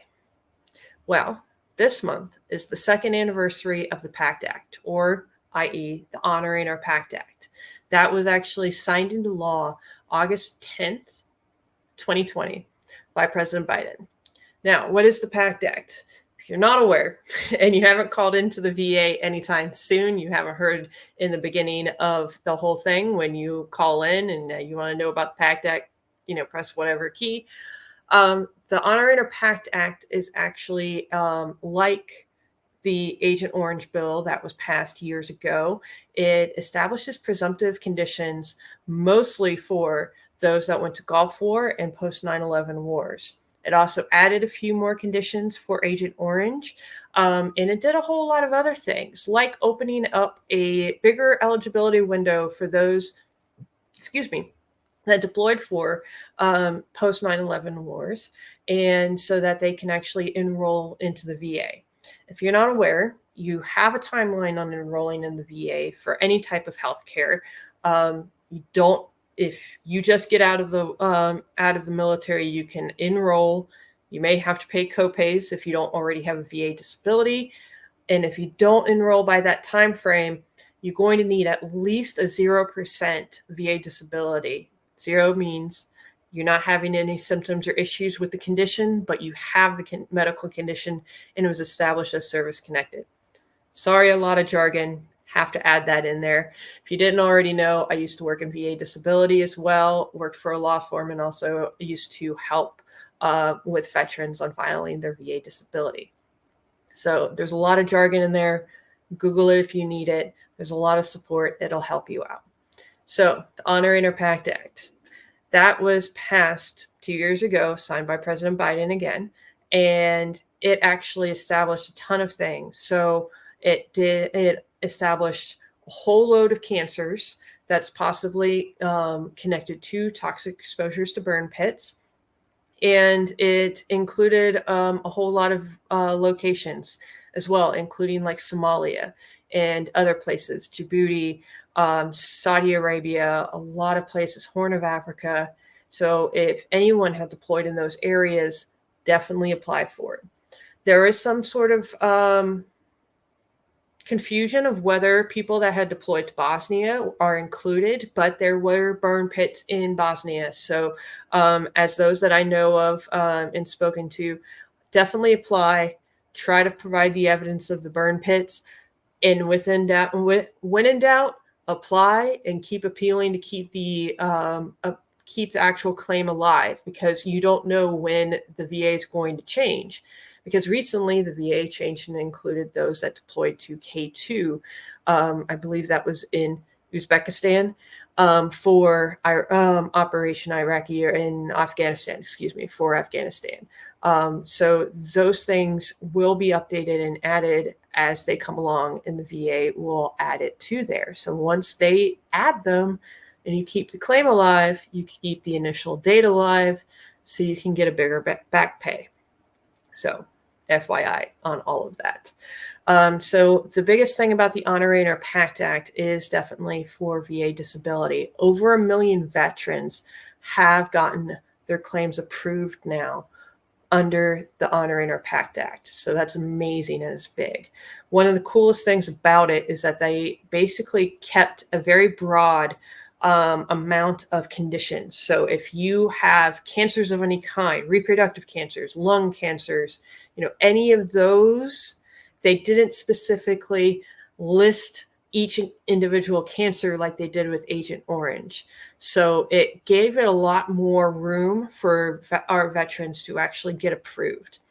It's not an automatic approval like most people do think with presumptive conditions. They still do have to evaluate, make sure the service connection is there, make sure that's listed underneath these cancers, and go through the process. So it's not like, oh, hey, they deployed, this is the cancer, approve, move on. There's still got to do the process. And it has caused some backlog because, of course, a lot of people became eligible. So if 1 million veterans have been approved, imagine how many haven't been approved and also filed. I say maybe 3 times that and got processed. You are going to have some errors in the denials, which happens because it's still human error. And there might be people that are handling the claims that are not sure of what they're doing. And that's why you always have to file an appeal. Please don't judge on the VA on a single issue and a single thing that happens in a single event, because it does not represent the whole. So please just keep appealing and keep filing. One of the things I do want to bring up with the Honoring Our Pact Act, it happened 2 years ago. So many people may not remember what has happened in the whole drama of it getting approved. So to give you a little bit of backstory about the Honoring Our Pact Act, I need to talk about something else that connects to this. So during President Trump's term, they had passed a bill, an act, to basically study all of the facilities for the VA, make sure that all of the facilities are in the right places, and they're supposed to try to predict where the veterans populations will decline and also increase throughout the United States. This was called the AIM Commission. What it does is basically try to give the VA a snapshot of where they should downgrade facilities, or at least try to make them smaller, because the population of those areas for the veterans will decline. So they don't need as many staff and as much things there to support those veterans, and what areas they need to increase, because there would be an increase of veterans there. Florida is a very big one because a lot of people have been moving to Florida here. Thanks. Because since COVID, a lot of people have been moving here, and it's pretty common. It's a very common place for veterans. Other places that have been increasing in veteran population lately has been Texas and also Arizona. Unlikely ones have also been in other states that actually do have some more veterans benefits that people may not know of, like exceptions for property tax, other things like that. So that will also drive a bit of the veterans populations around. And so if you look those up, you'll see where those have been moving when they look up where more benefits they could get, wherever they could move to. And so when the report came out, President Biden was in office when the AIM Commission had published its report and said which facilities should actually close, should downgrade, and basically get smaller, and which facilities should be increased in facility manpower or facilities built and created and located in areas where there will be veterans population increases. This actually caused an uproar on many veteran organizations because they didn't want their facilities to close down or downgrade.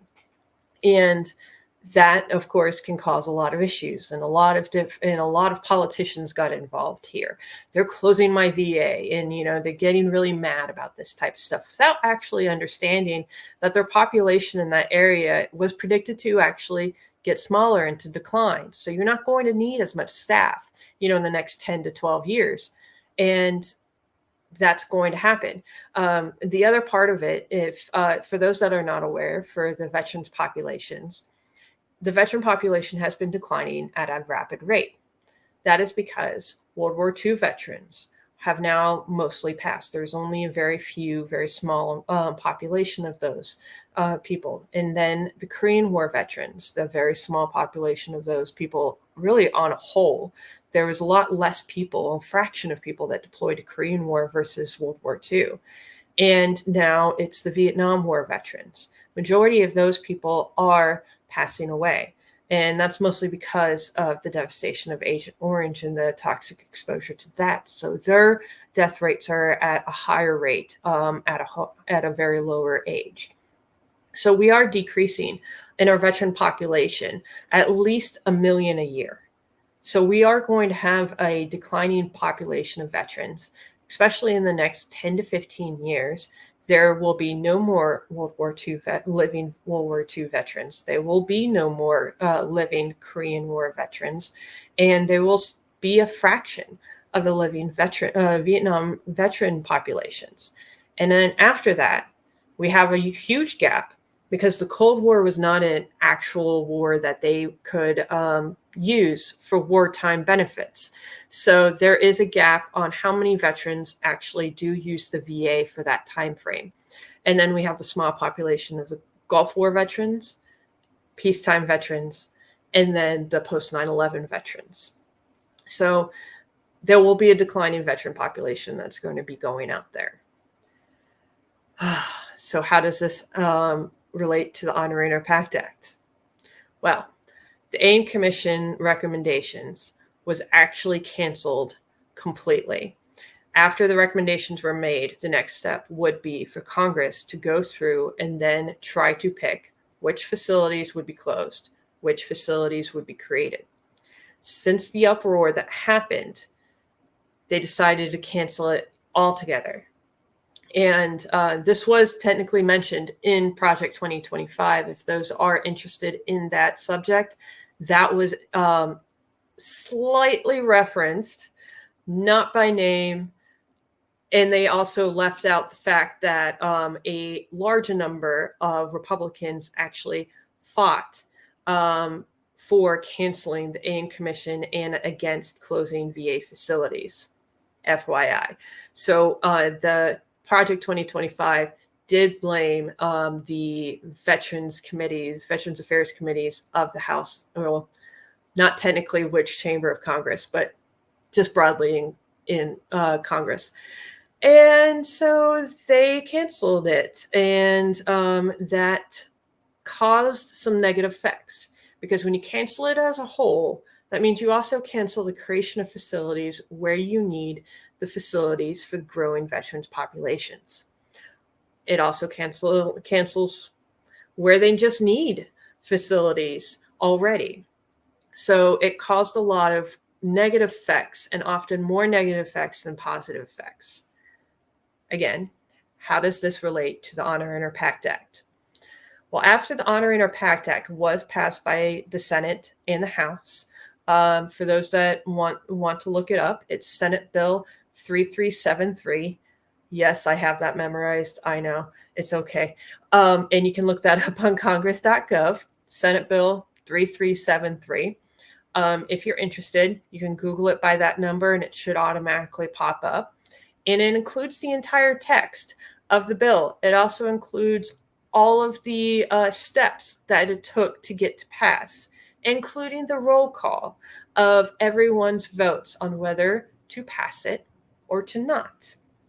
Why is that important? I'll tell you.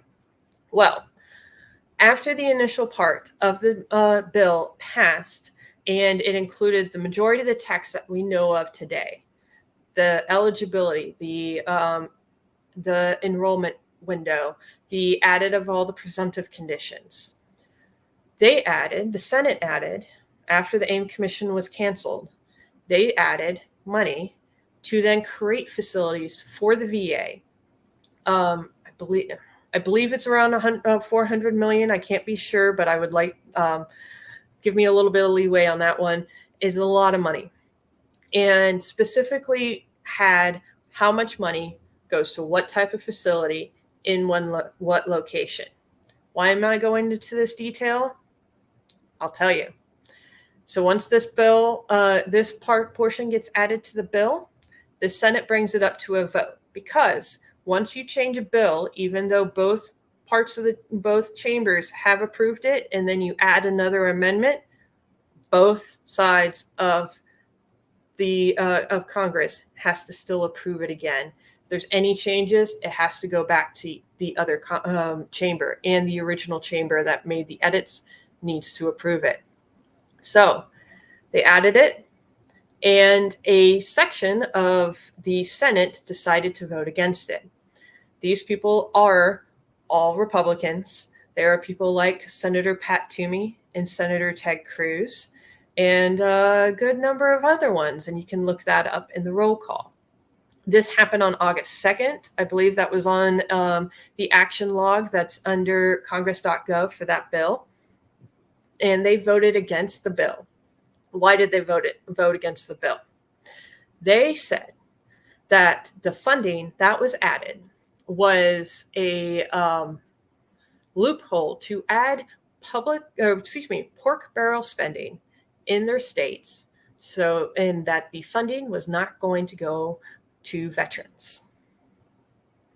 Now, is this true or not? Absolute lie. You can look it up on congress.gov yourself, and it actually includes how much money, where the facilities are going, what type of facility, and every single one of them was for a Veterans Affairs medical facility. Sounds like it's going to go to veterans, right? Yeah. So this was happening under the guise that they said that it would pork barrel spending to make the Democrats look bad. It also, you know what? It gives President Biden a win. If he signs this bill, he can add this to his successes. So it's one of those political moves to try to rile up their own base, to get them to be angry and believe that the opposite party is completely against what you stand for and what's important to you. Now, they lied. Can they lie? Are they allowed to lie? I referenced this in the last segment that I was in, the speech and debate clause. It basically gives them constitutional protection to say whatever they want to say in their official position and not get charged for anything, for lying, defamation, perjury, anything. So a lot of people believe, hey, politicians lie all the time. It's because it's actually their constitutional right to say whatever they want to say and not get prosecuted for it, which in itself, in the way that it is, in the core of the speech and debate clause, it's a great protection.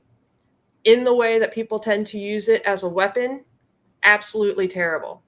Very notable senator actually used this to his own gain and actually gained a lot of notoriety for it. Senator Joe McCarthy. Look that one up. He absolutely lied against many of his opponents and many of the people that were against him on the things that he wanted to do, and he was completely protected by the speech and debate clause. You might know that name, and you might know about the whole communism fight that was happening and all of the headhunting that was happening back in the 50s. Please look that up. He was completely protected on whatever lie he said. And a lot of people still tend to use that as their own protection and their own weapon to do things. Senator Pat Toomey was also about to retire of Pennsylvania, and Senator Fetterman actually replaced him. So that type of thing is pretty important to know in context when you are going to vote. Now, of course, you're not going to vote for Senator Toomey anymore. But who are you going to vote for? A lot of people are going to go to the election poll stations for? Senator Ted Cruz. They have a video of him fist bumping another senator from Montana, Republican, not John Tester. I cannot remember the name for the life of me. But he fist bumped another Republican senator after voting nay and basically delaying the approval of that bill for our veterans. Pretty bad, it looks pretty terrible. And Senator Ted Cruz is running for election again this year for Texas. So I wanted to let everybody know this is what he kind of did already. And his opponent, current Representative Colin Allred, he's running against Ted Cruz for that Senate seat. He voted for the PACT Act and voted for many different veterans bills because he actually was part of the Veterans Affairs Committee in the House. He's a very knowledgeable person that knows a lot of things about veterans. If he does make it into the Senate, I definitely think he would be part of the Veterans Affairs Committee, and he would be a great addition because he really does understand what goes on for veterans. And he's always been a really great advocate for veterans. Definitely look him up and definitely research him on what he does. Senator Ted Cruz is not a very popular person. His approval rate is very low, but he still leads Representative Colin Allred in the polls. So just definitely look up who you're going to vote for, or, trying to decide and vote against. That's the reason why I keep Senator Ted Cruz as an example. He's the most glaring example for research before you go to the ballot stations, the polling stations, so you can cast your vote. Definitely double check on any website that you go on. Make sure it's an official ones. And write a list before you get to the ballot station, because usually I will not remember every single person, because not only are you voting for the president, your senator, and your House representative, you're also voting for your local officials. Local officials like the city council, judges for a lot of locations. You need to know what you're going to be understanding and knowing when you go to the ballot station. There's about I think the longest I've seen when I've gone to vote was about 34 different positions I had to vote for. And that was in Washington State, and that was wild. And places like Washington State will give you a nice little pamphlet that has information on everybody. It has their background, their resume, or if you know what CV means, their curriculum vitae. So you can get a lot of really good information on these people, but you don't get things like what they voted for, what they advocated for, what policies they said they are actually against. Look those things up and you'll really understand a lot of different things. Ballotopedia is a really good website for you to use, and you can find out who's running in your areas, who pretty much how they fared in their previous elections as well, if their previous elections were really close or really great. And you can also see who they ran against, because honestly, I judge how well they did on the election on who they ran against. Again, with my state, with Florida, Governor Ron DeSantis ran against a very not liked former governor, Charlie Crist, who used to be my House representative, who was well liked as the representative, but he was not well liked as a governor as a whole. And he was only a one-term governor. He couldn't make it to the second term. He tried for his second term against Governor Ron DeSantis, who blew him out of the water. But that's mostly because people just disliked him more than they did DeSantis. We'll see how that all plays out. Definitely judge how those things work out, and definitely do your research. Google the websites you're looking at. I'm sorry I'm repeating myself, but I want to make sure that you guys understand all the resources you need so you can make the most educated decision for what's really important for our democracy and how we live our lives in America today. It's very important because a lot of people have a lot of power that we don't realize. A lot of people do blame the president as a whole for a lot of things that are wrong today. But the problem is that the president really doesn't have all of that power. A lot of people are upset about the interest rate. The Federal Reserve the Federal Reserve is not technically under the president's purview. He can hire and fire, but firing can also be a little bit of a gray area. He can hire, but then Congress appoints them. And then after that, he has no control over the Federal Reserve, and they can do whatever they want to do within reason. So definitely look up on how things really work out there. Study everything that you can, and always take things at a grain of salt. Thank you guys for listening and checking in. Always research. You can see me at Veterans Legislative Voice on Facebook, Instagram, and X. Thank you. Where voices, information, and resources are empowered intentionally.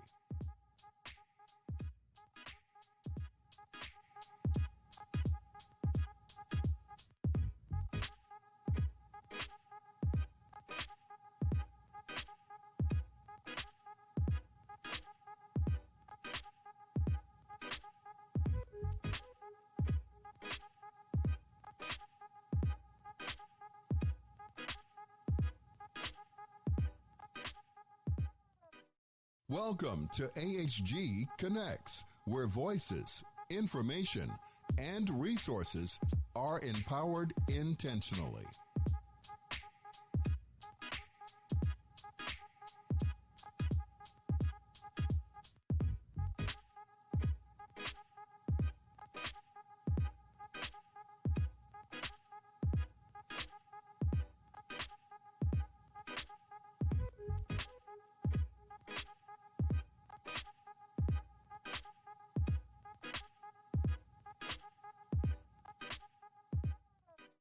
Welcome to AHG Connects, where voices, information, and resources are empowered intentionally.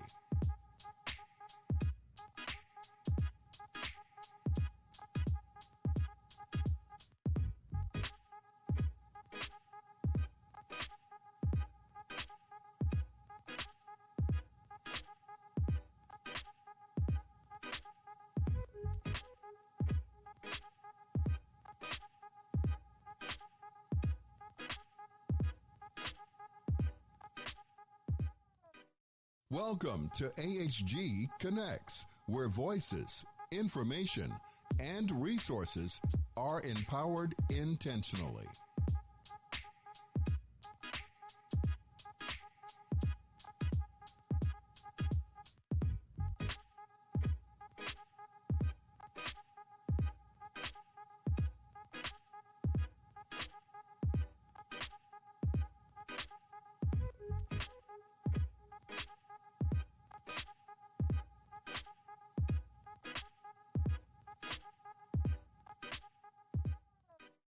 Welcome to AHG Connects, where voices, information, and resources are empowered intentionally.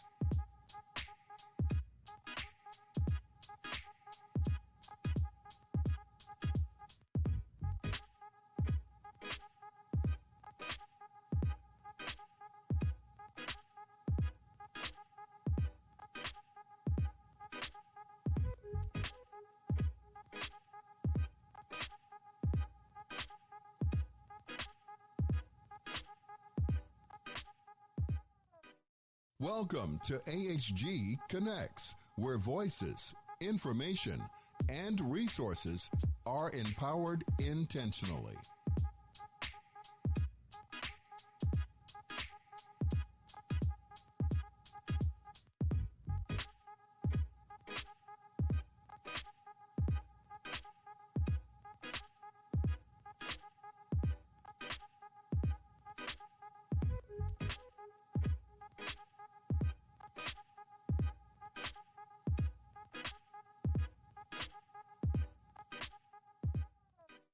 Welcome to AHG Connects, where voices, information, and resources are empowered intentionally.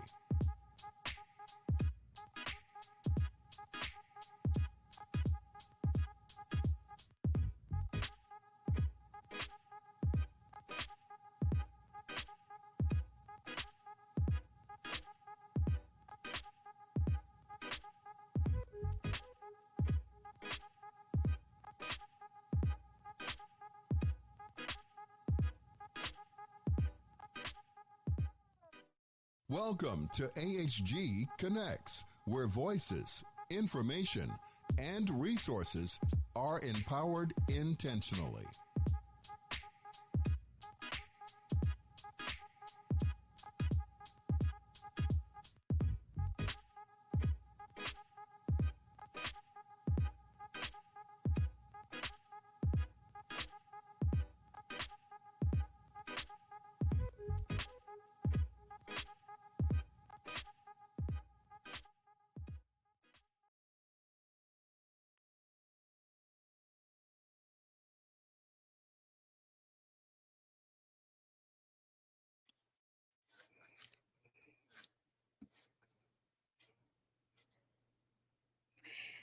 Hello, everyone. Thank you for joining us tonight. I'm just going to give it a couple of seconds for our guest, Jose Vasquez, to join us.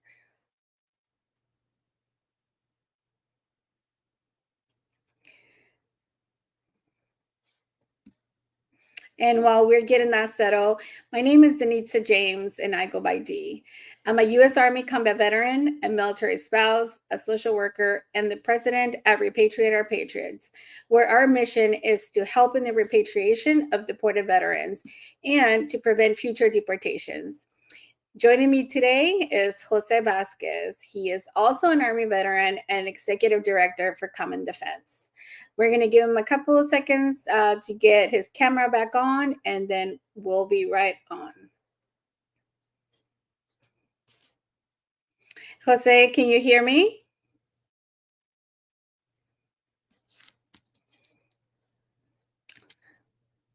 Looks like we may be having some technical difficulties, but everyone, this is only my second time on the podcast. The first one, if you get a chance to look at it, I was a little bit all over the place, and just being honest, I'm not a pro podcaster.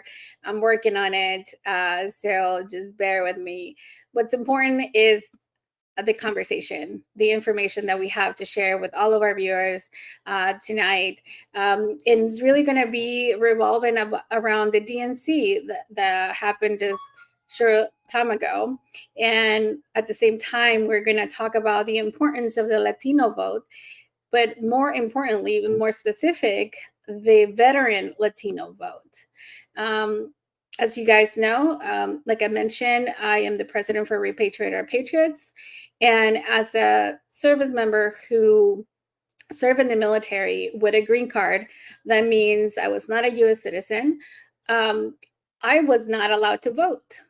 So I served for 6.5 years, and I was willing to give my life for this nation, yet I had no say-so on who our commander-in-chief was, nor could I take part of any other political activity. So that's our conversation is going to be revolving around that and the injustice of veteran deportation and how the veterans that are currently deported, who were willing to give their lives for this country, are not able to vote or take part in any of this political process. It looks like Jose may be having some technical difficulties, and I just want to jump right in on what prompted me to have this conversation and address this topic. Really, it really didn't hit me on the importance and how big of a deal it is, and it was, right? The fact that service members who are not U.S. citizens are willing to join and fight for our freedom, and not even have a say-so on the political process in this country.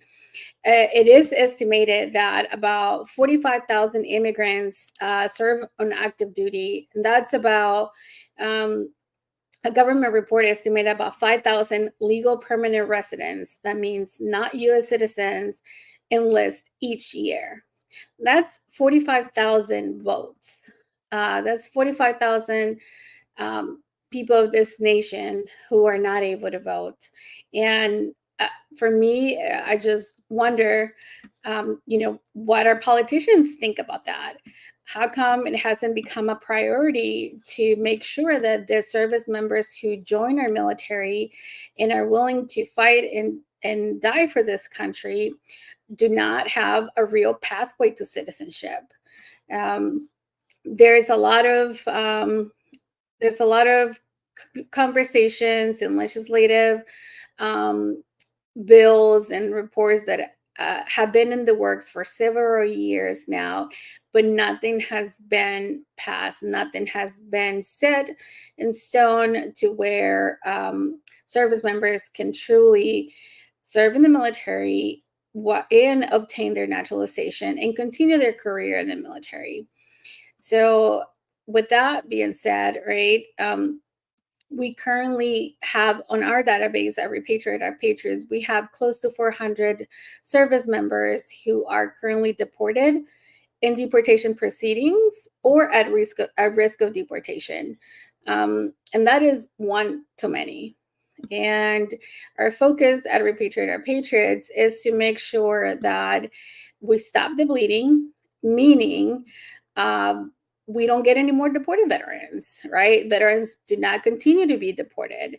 Naturalization and basic training is something that is happening right now at within several branches, but there's no set parameters. There is a memorandum of understanding between the Department of Defense and the Department of Homeland Security, and making sure that naturalizations and the naturalization process is completed while they're in basic training. Roughly, there has been about, I'm going to say 1,500 service members who have naturalized at basic training from the last reports that we received. But that is a memorandum of understanding. That is not legislation. That is not a law that is set in stone. That is just an agreement made between two departments, and that it can go away at any time. So for me, like, that's just, it's too fragile to have that in place in such an important issue. And I think that we need to do better. Our politicians need to do better. We have asked, and we continue to ask President Biden and Vice President Harris for their assistance in making sure that this does not continue to happen. And I have to say, having seen Representative Gallegos at the DNC and speaking from his military perspective, he has been a supporter of bills and legislation that are in favor of veteran deportation, right? That bills that prevent, and that are bipartisan bills that prevent future deportations. Representative Gallegos met us in New Mexico 2 years ago at the LULAC conference, and he expressed to us how supportive he is of veterans obtaining their naturalization while in service. He's an immigrant himself, and so he can relate to the importance of this, and most definitely can relate to what service means. I don't think we are able to get Jose on the line. I don't know if he may be able to call in, or our production team can bring him in the background. But I just want to share a little bit more on the work that Repatriate Our Patriots is currently doing. Oh, it looks like we may have him joining us. Jose?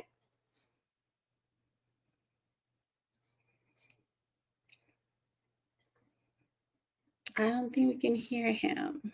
Oh, that's such a bummer. Jose, can you hear us?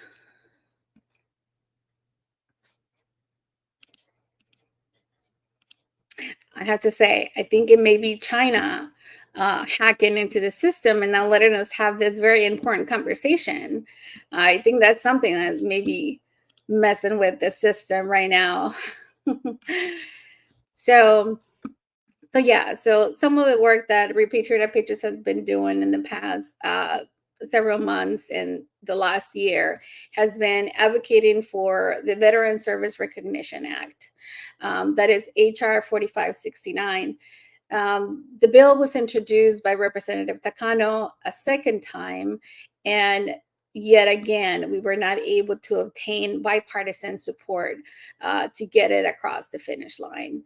And we had an idea that it will be challenging and difficult because being an election year, but we really, we are hopeful, and we are going to be very perseverant and continuing to advocate for this issue, and to tell the public, right, that this is not a Democrat or a Republican issue. This is not an immigration issue. This is a military issue. This is a promise that our military has been given to our service members as they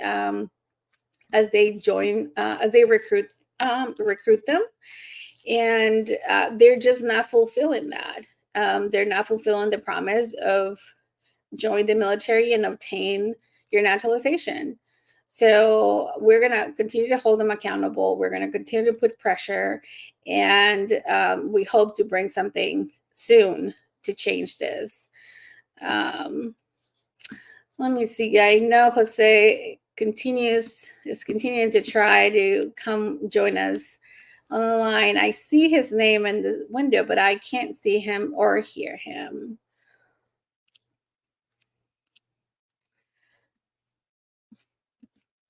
And I really wanted to hear what his experience was at the DNC. Common Defense has been really active and very instrumental and across the nation, really. Pennsylvania, Arizona, you name it, Common Defense has been there. And they were at the DNC, and they showed, they represented the veterans, veterans who care about our political state of our country. And they were there to represent us and share, the issues and concerns that we have in this coming year. So Jose's going to try a different browser to see if that helps. We hope that he can join us. But again, so Repatriate Our Patriots has been working on legislative advocacy. And at the same time, we are currently working with Immigrant Defenders. Immigrant Defenders is a nonprofit organization that provides pro bono services for veterans who have been deported. We are working with them in conducting outreach. We are currently conducting outreach for any veterans or family members who are from LA County or who at the time of deportation were living in LA County and have plans to return to LA County. We received some funding to help with the naturalization process for the veteran and their families. And we really hope that we can help and impact some lives in this aspect. It has been an uphill battle, very challenging work in this space. Currently there's no funding allowed for organizations like ROP because it's something that not a lot of people are aware of, right? This issue, myself, I didn't even know that this was happening. And I was a service member who served with a green card, who left the military without a citizenship and could have been deported. I only found out about this back in 2019. And that's when I couldn't just sit by and not do anything about it. So now for me, this is a personal mission that I have. I come from an immigrant family and I became a veteran. So it's only fair that I give back, right? And that I bring awareness to something that I personally was impacted by, and something that is going to continue to impact so many more if something doesn't change.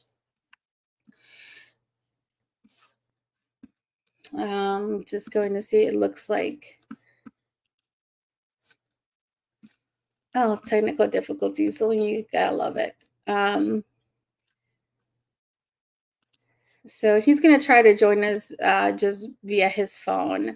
Let's see if that works. He's on here again.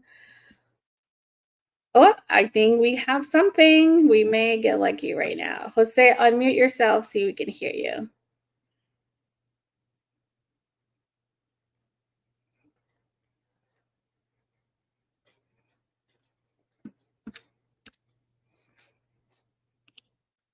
Oh man, no luck.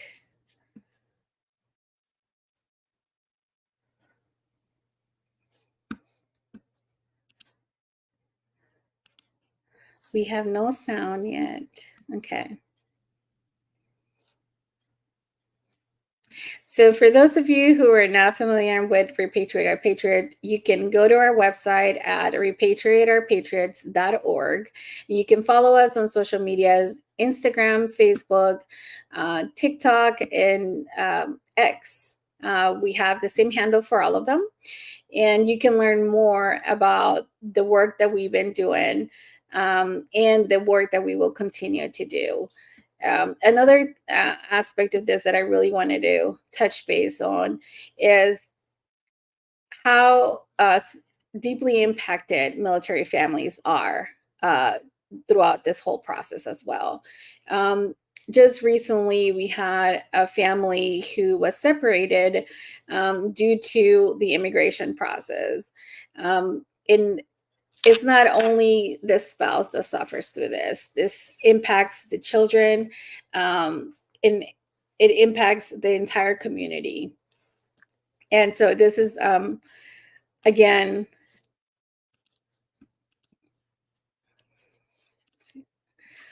excuse me, I'm just trying to see if Jose is able, that I saw something, but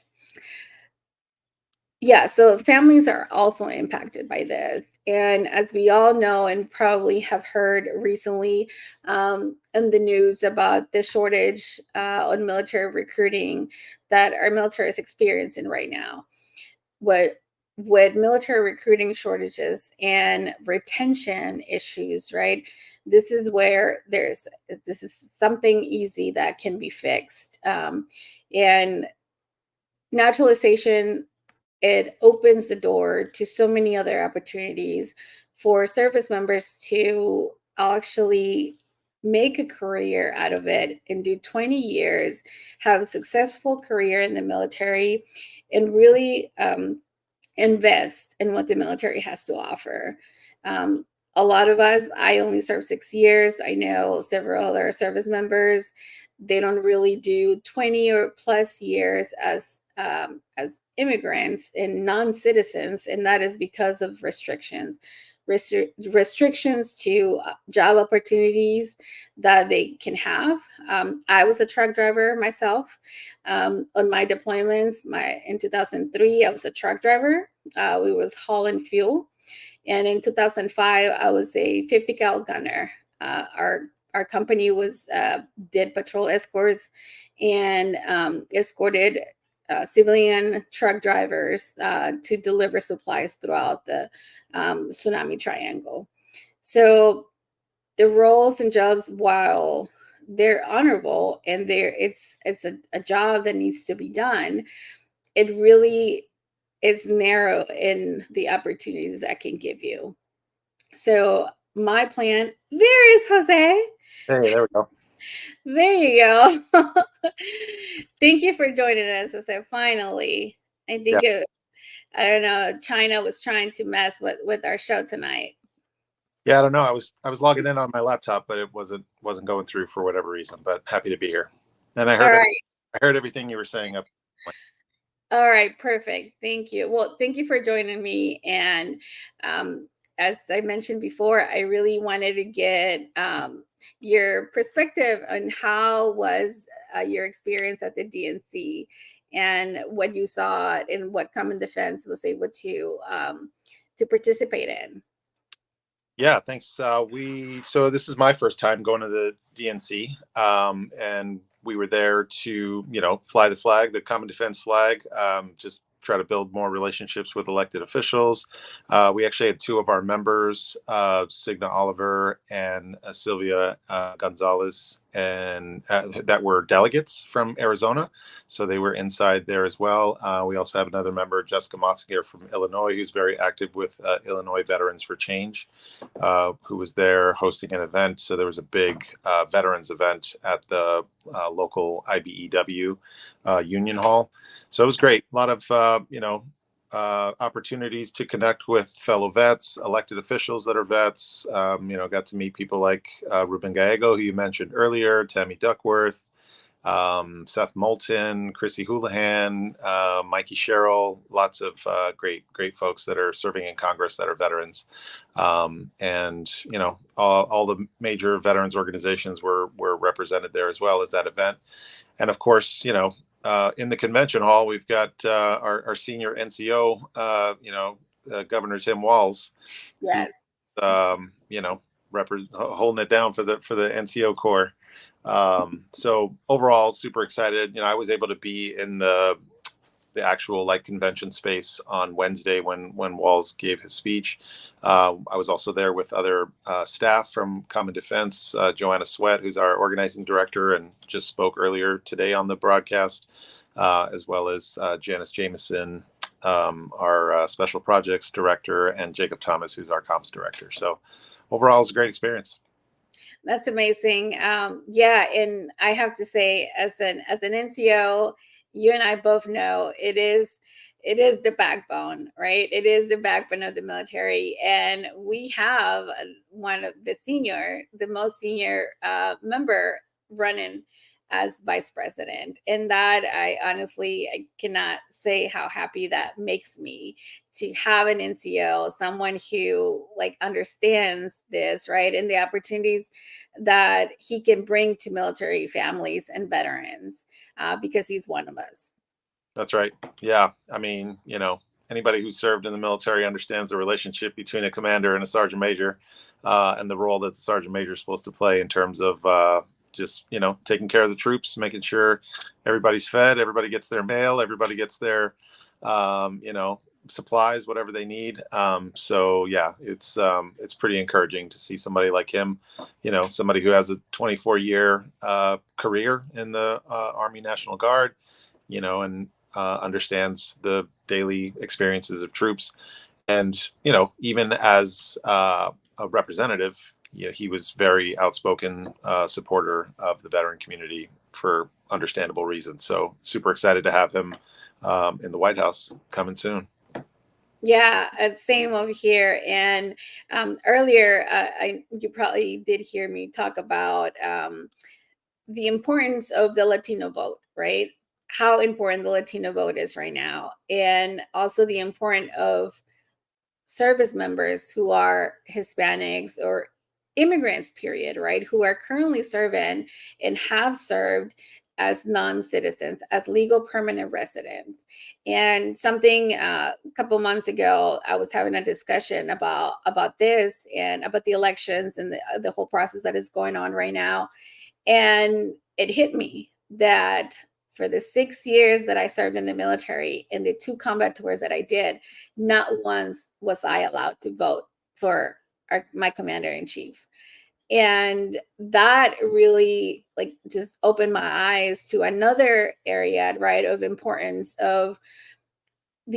of service members who are not U.S. citizens obtain their naturalization while they're in the service, and not only to prevent veteran deportation, but at the same time is to give them a voice, in the election process, to give them a voice on what comes next. That's right. Yeah. I mean, like you mentioned before, there's currently like a sort of maybe not unofficial, but just a memorandum of understanding that's between the current program of naturalizing folks in basic training, and that could easily be overturned, right? So I think we do need legislation on that. It also just reminds me that places like Puerto Rico and Guam, American Samoa, there are people that serve in our military and often don't have representation in Congress, right? So there's a lot of contradictions when it comes to that. I mean, hell, for that matter, people that live in Washington, D.C. also don't have representation in Congress, or at least, representation that can vote. So, these are definitely some things that I think need to be addressed. But, going back to your original point about the Latino population, we're fast growing in many states across the United States, and I think that Latino people have contributed to the building of this country, from its inception. So I think that, and not to mention, people have been serving in our military since the beginning. So, to think that those very basic rights of being able to vote would be stripped away from folks. And I think, in places like Texas, we're already seeing, voter purges. There was a raid on LULAC staff and volunteers. And so I think that, the right wing is scared because they know they can't run on the merits of their policies and of their, positions. Poll after poll demonstrates that, a lot of the policies that they support don't resonate with voters. And so I think the way they are approaching winning elections is by trying to discourage as many people as possible, or to block as many people as possible from voting.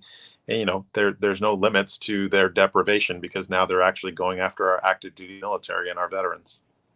Yeah, 100%. And when you think about numbers, right, we say every vote matters. Every vote matters. So when we say that, I mean, we have seen very low margins on like making the decision, being the decided vote, right? Like who wins, whether it's one or the other. And when you think about 5,000 legal permanent residents that enlist in the military each year who are not able to vote, right?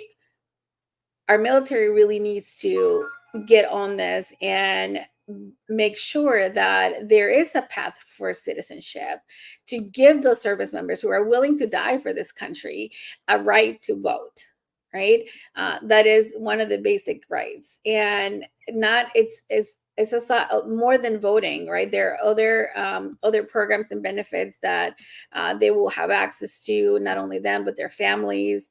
And it is about I believe the last report, it said that like 148,000 immigrants, they've earned their citizenship through the military service in the last 20 years.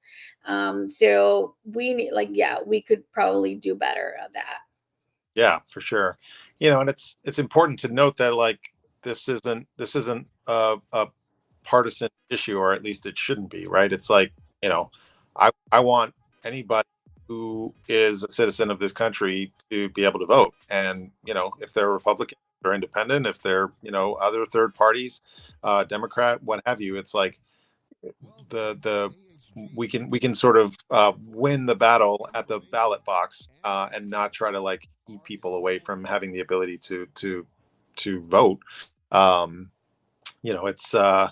it's something that people have fought and died for. Not only in the military, but the civil rights movement. People put their lives on the line to be able to win the ability to vote and to enfranchise everyone. So I think that this should appeal to anybody who cares about the Constitution, anybody who cares about the future of our nation.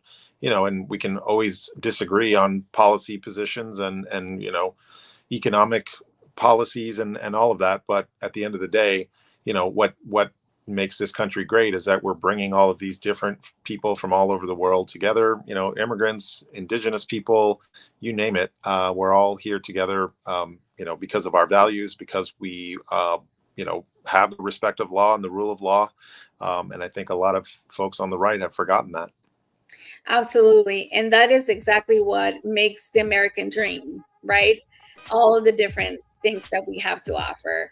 So thank you, Jose, for joining us tonight. And this is a great conversation that we're going to continue to go. And we can trust the common defense to keep sharing our voices. Thank you. Thanks a lot, Dee. Appreciate it.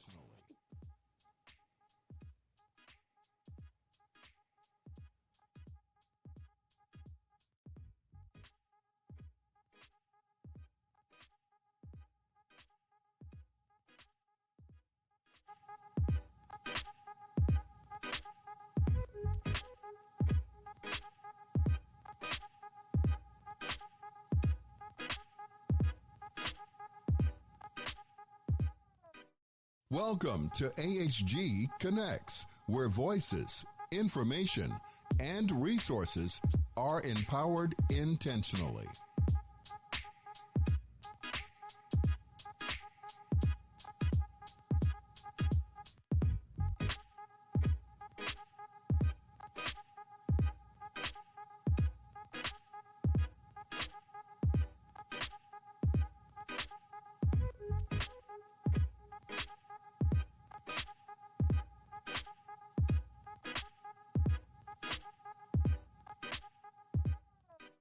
Welcome to AHG Connects, where voices, information, and resources are empowered intentionally.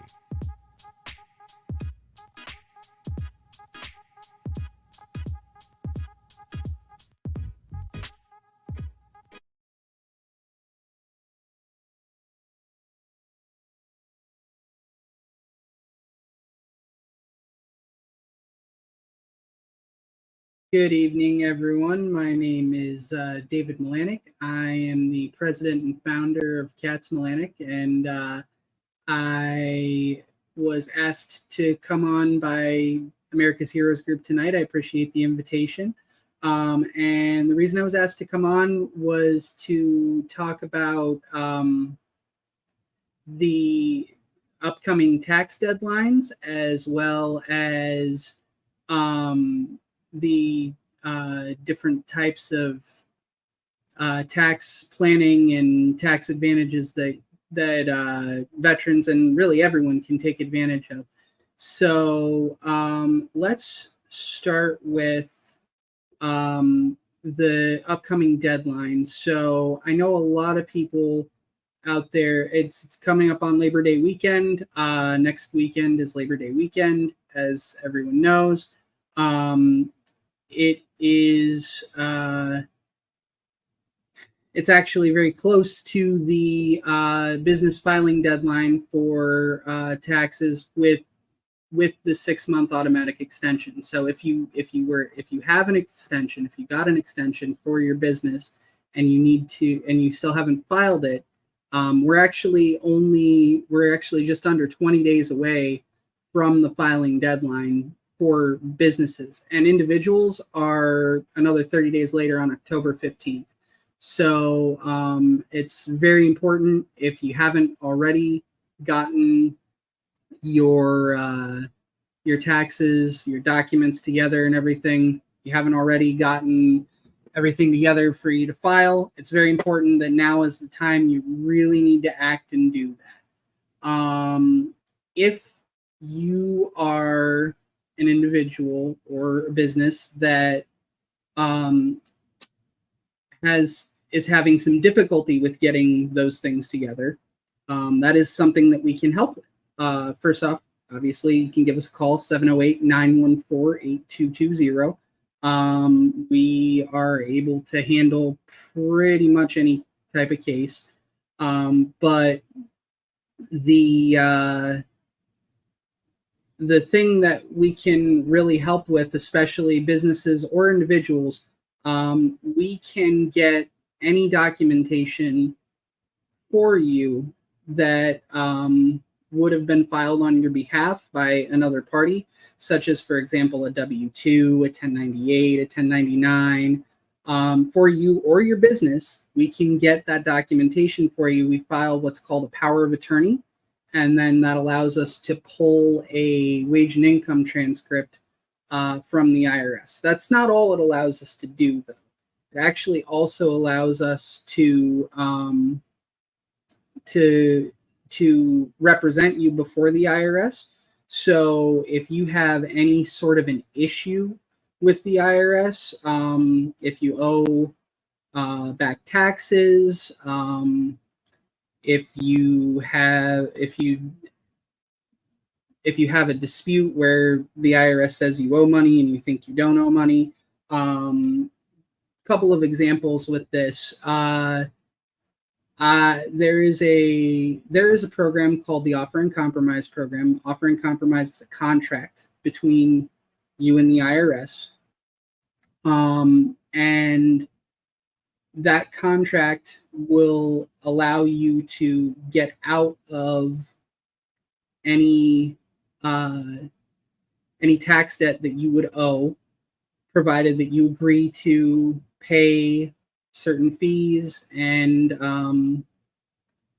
file and pay your taxes timely for the next 5 years. In exchange for that, the IRS agrees to eliminate your tax debt. So a couple of examples of that I've done. There was a business that I worked with that I was able to help them eliminate. They started with over $800,000 payroll tax debt. We took that down to $8,000. So we actually ended up saving them over $800,000. And then individuals, I've had a couple cases where people have owed $150,000, $100,000, $120,000. We were able to take those tax debts and just completely basically eliminate them, reduce those down to $500. So talking about 150,000 to 500, 120,000 to 500, 100,000 to $500, $500. And so if that is a situation that you find yourself in, definitely give us a call on that. 708-914-8220. Again, 708-914-8220 is our number.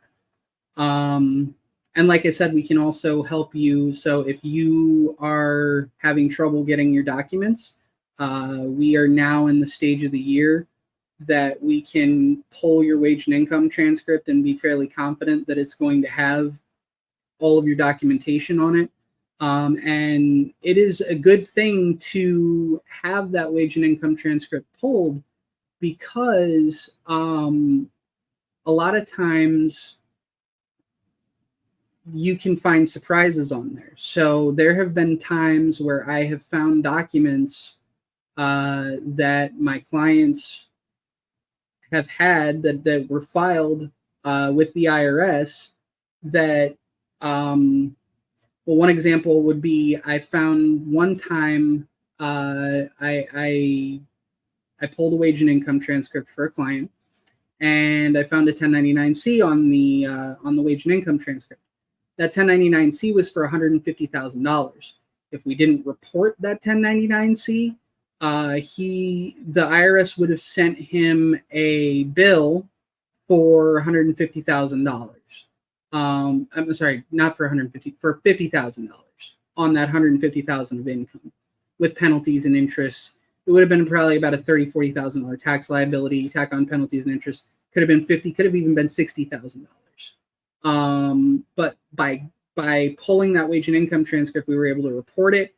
We were able to use Section 108 of the code to eliminate the income generated by that 1099-C, and therefore we were able to save the client between $50,000 and $60,000 just through getting that wage and income transcript for them. And so that can be very important to, if you're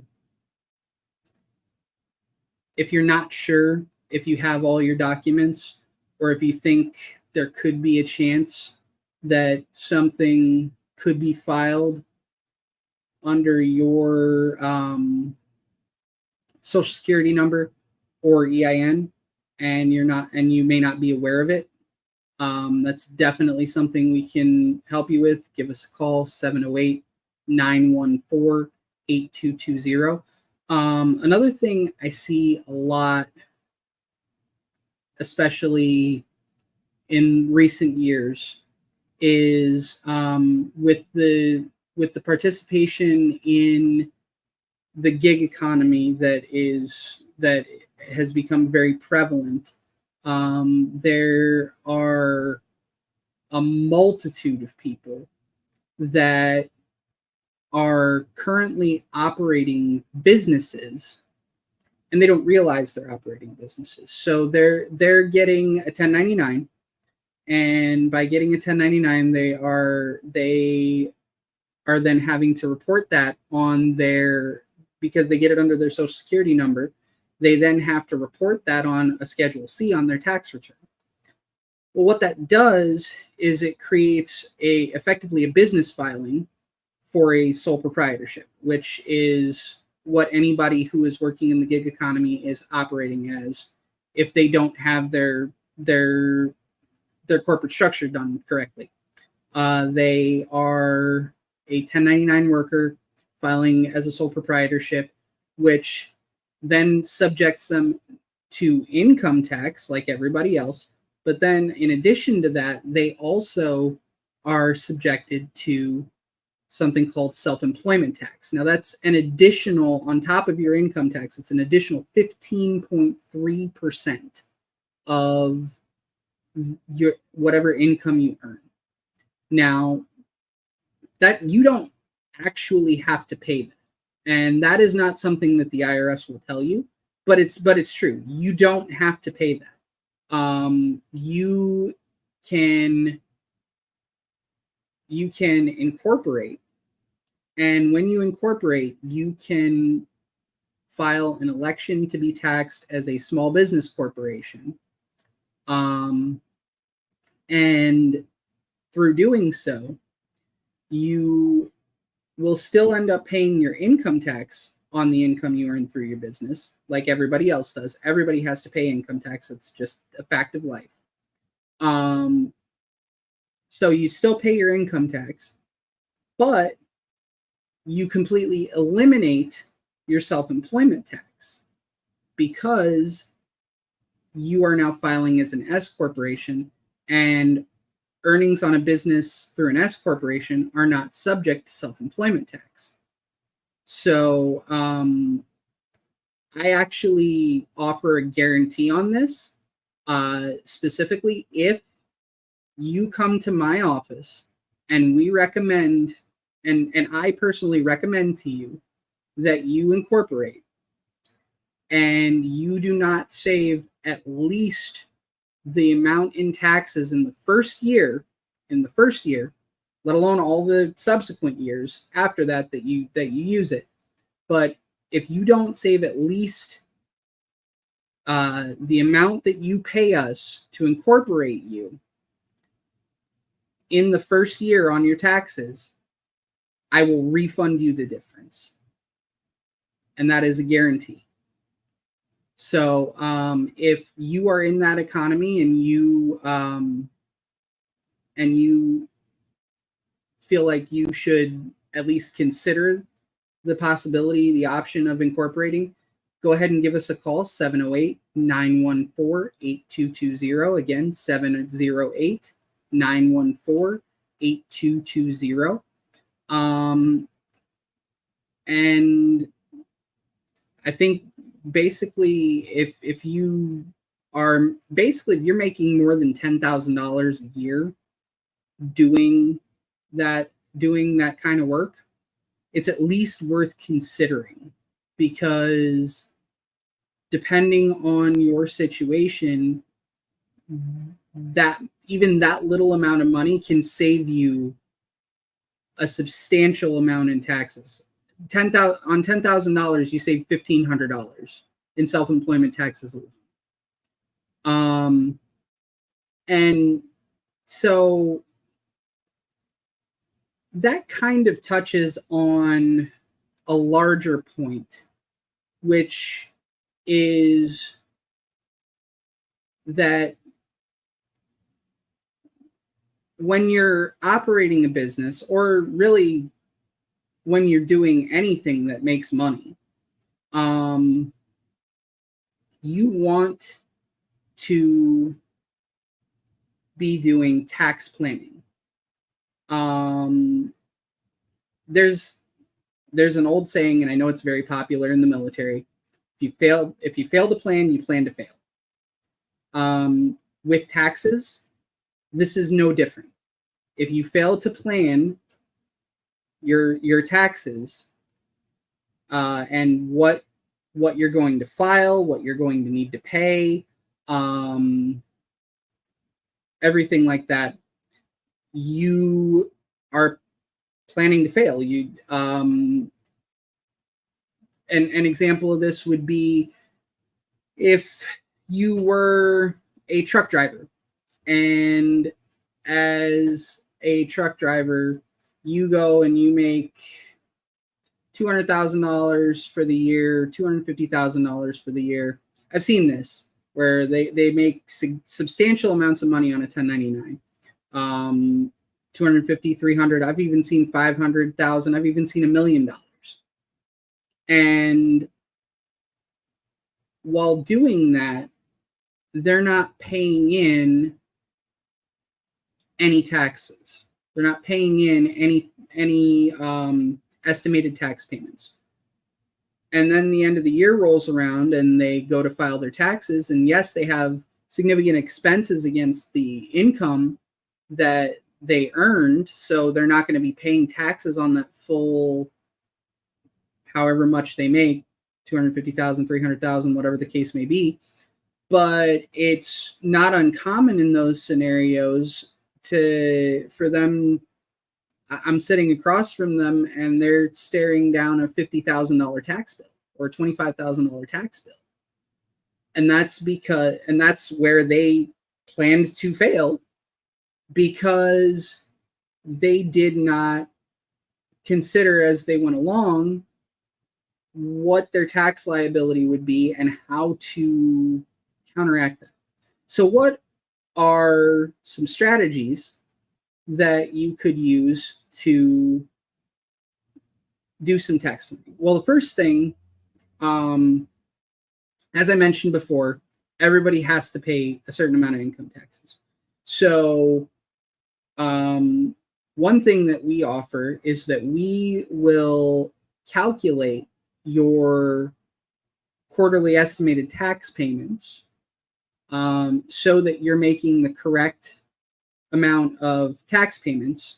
And this can be important because, as an example, even someone who wasn't in business, I had a client once who just had investment income, and their investment income was it was a significant amount to where they had to pay about $30,000 of estimated tax payments. And they got vouchers that told them to pay about $30,000 of estimated tax payments. They paid all of the estimated tax payments. And because their investment income increased by a significant amount year over year, it increased by about $40,000. They actually ended up having an additional, even after they paid the estimated tax payments, had an additional $4,000 tax liability. And if you're in business fluctuates a lot more than investment income. So it's very important in those situations to regularly calculate what you need to pay to the IRS, or alternately, to know what your current tax liability looks like so that we can strategize ways to reduce that income tax liability. So what are some of those strategies? So let's talk about a home office lease. So if you have a business, most people who have a business work at least some out of their home. This is pretty universally a fact. So if you are in that situation, you can, once you have a business, you can contract with your business if you own your home. Well, actually, there's two ways to do it. If you rent your home, you can contract with your business under something called the Augusta rule, where you can take rent for a certain number of days, has to be under 14 days, but you can take rent from your business and you can deduct that rent on your tax return. And you don't have to report the rental income as income on your tax return. So this can save a decent sum of money, because if you, let's say you do $500 per day for 14 days of the year, that's $7,000 that we can just completely write off of your tax return. Would save you, depending on your tax bracket, $1,500 to $3,000. I know that doesn't sound like much, but if you do own your home, what we can do instead is we can actually create a lease contract between you and your business, which will allow you to you'll actually report that rental income. Then you'll have a monthly rent and you'll report that rental income. But by allowing the business to access common areas of the home, which you write into the lease contract, we can then make the home a rental property, which we can then deduct 50% of all of the costs of the home. So utilities, property taxes, mortgage interest, depreciation, everything like that. The end result usually ends up being about somewhere between $15,000 and $30,000 of tax write-offs, which can be up to $6,000 to $15,000 tax savings. So that's pretty big. Another example, I had a client earlier this year who at the end of the prior year, they had not paid any taxes in, and they had a substantial profit. They had about $50,000 of profit or so in their business. So they were looking at buying a new vehicle. So I told them to go ahead and get a vehicle that was over 6,000 pounds gross vehicle weight rating, and that was, and they needed to get a van, an SUV, or a truck. If it was a pickup truck, it also needed to have a 6-foot bed. But if you do that, you can then fully depreciate that vehicle, the cost of the vehicle, in the first year. So, and you don't have to pay off the vehicle to do that either. You can finance the vehicle. So say it's a $60,000 vehicle, as was the case with my client. They put down, let's say, $5,000, and then they were able to get a $60,000 write-off on their tax return. They got the new vehicle that they wanted, and that $60,000 write-off completely eliminated their profit in their business. Now, they were already an S corporation, so they had a lower liability. They didn't have the self-employment tax to worry about. But even as an S corporation, that saved them over $20,000.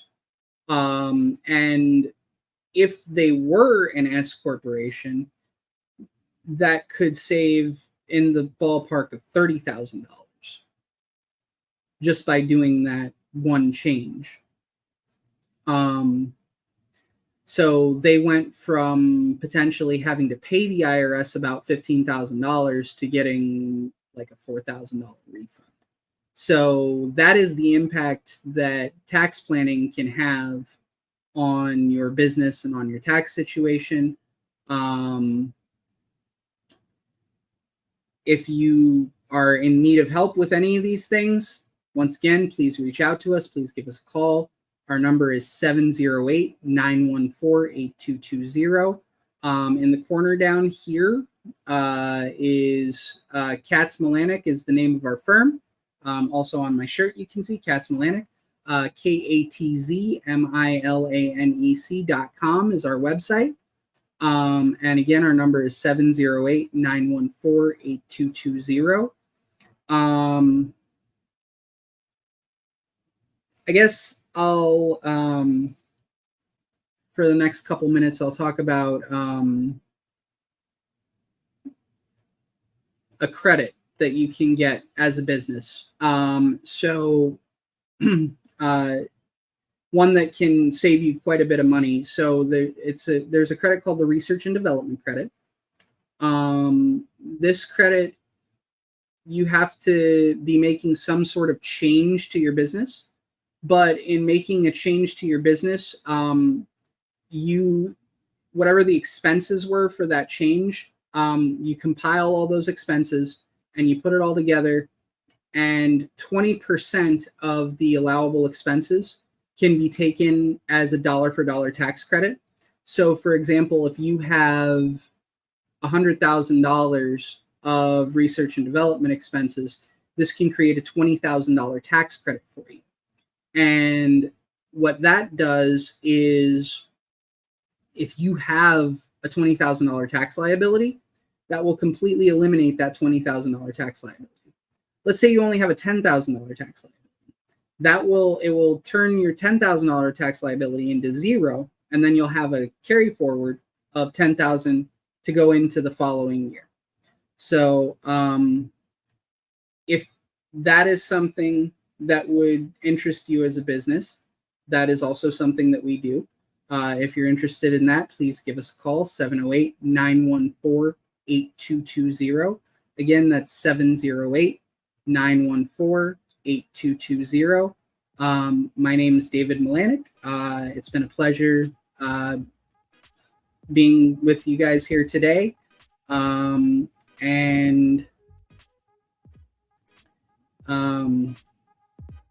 If you need help with anything regarding taxes, please give us a call. Once again, 708-914-8220. Voices, information, and resources are empowered intentionally.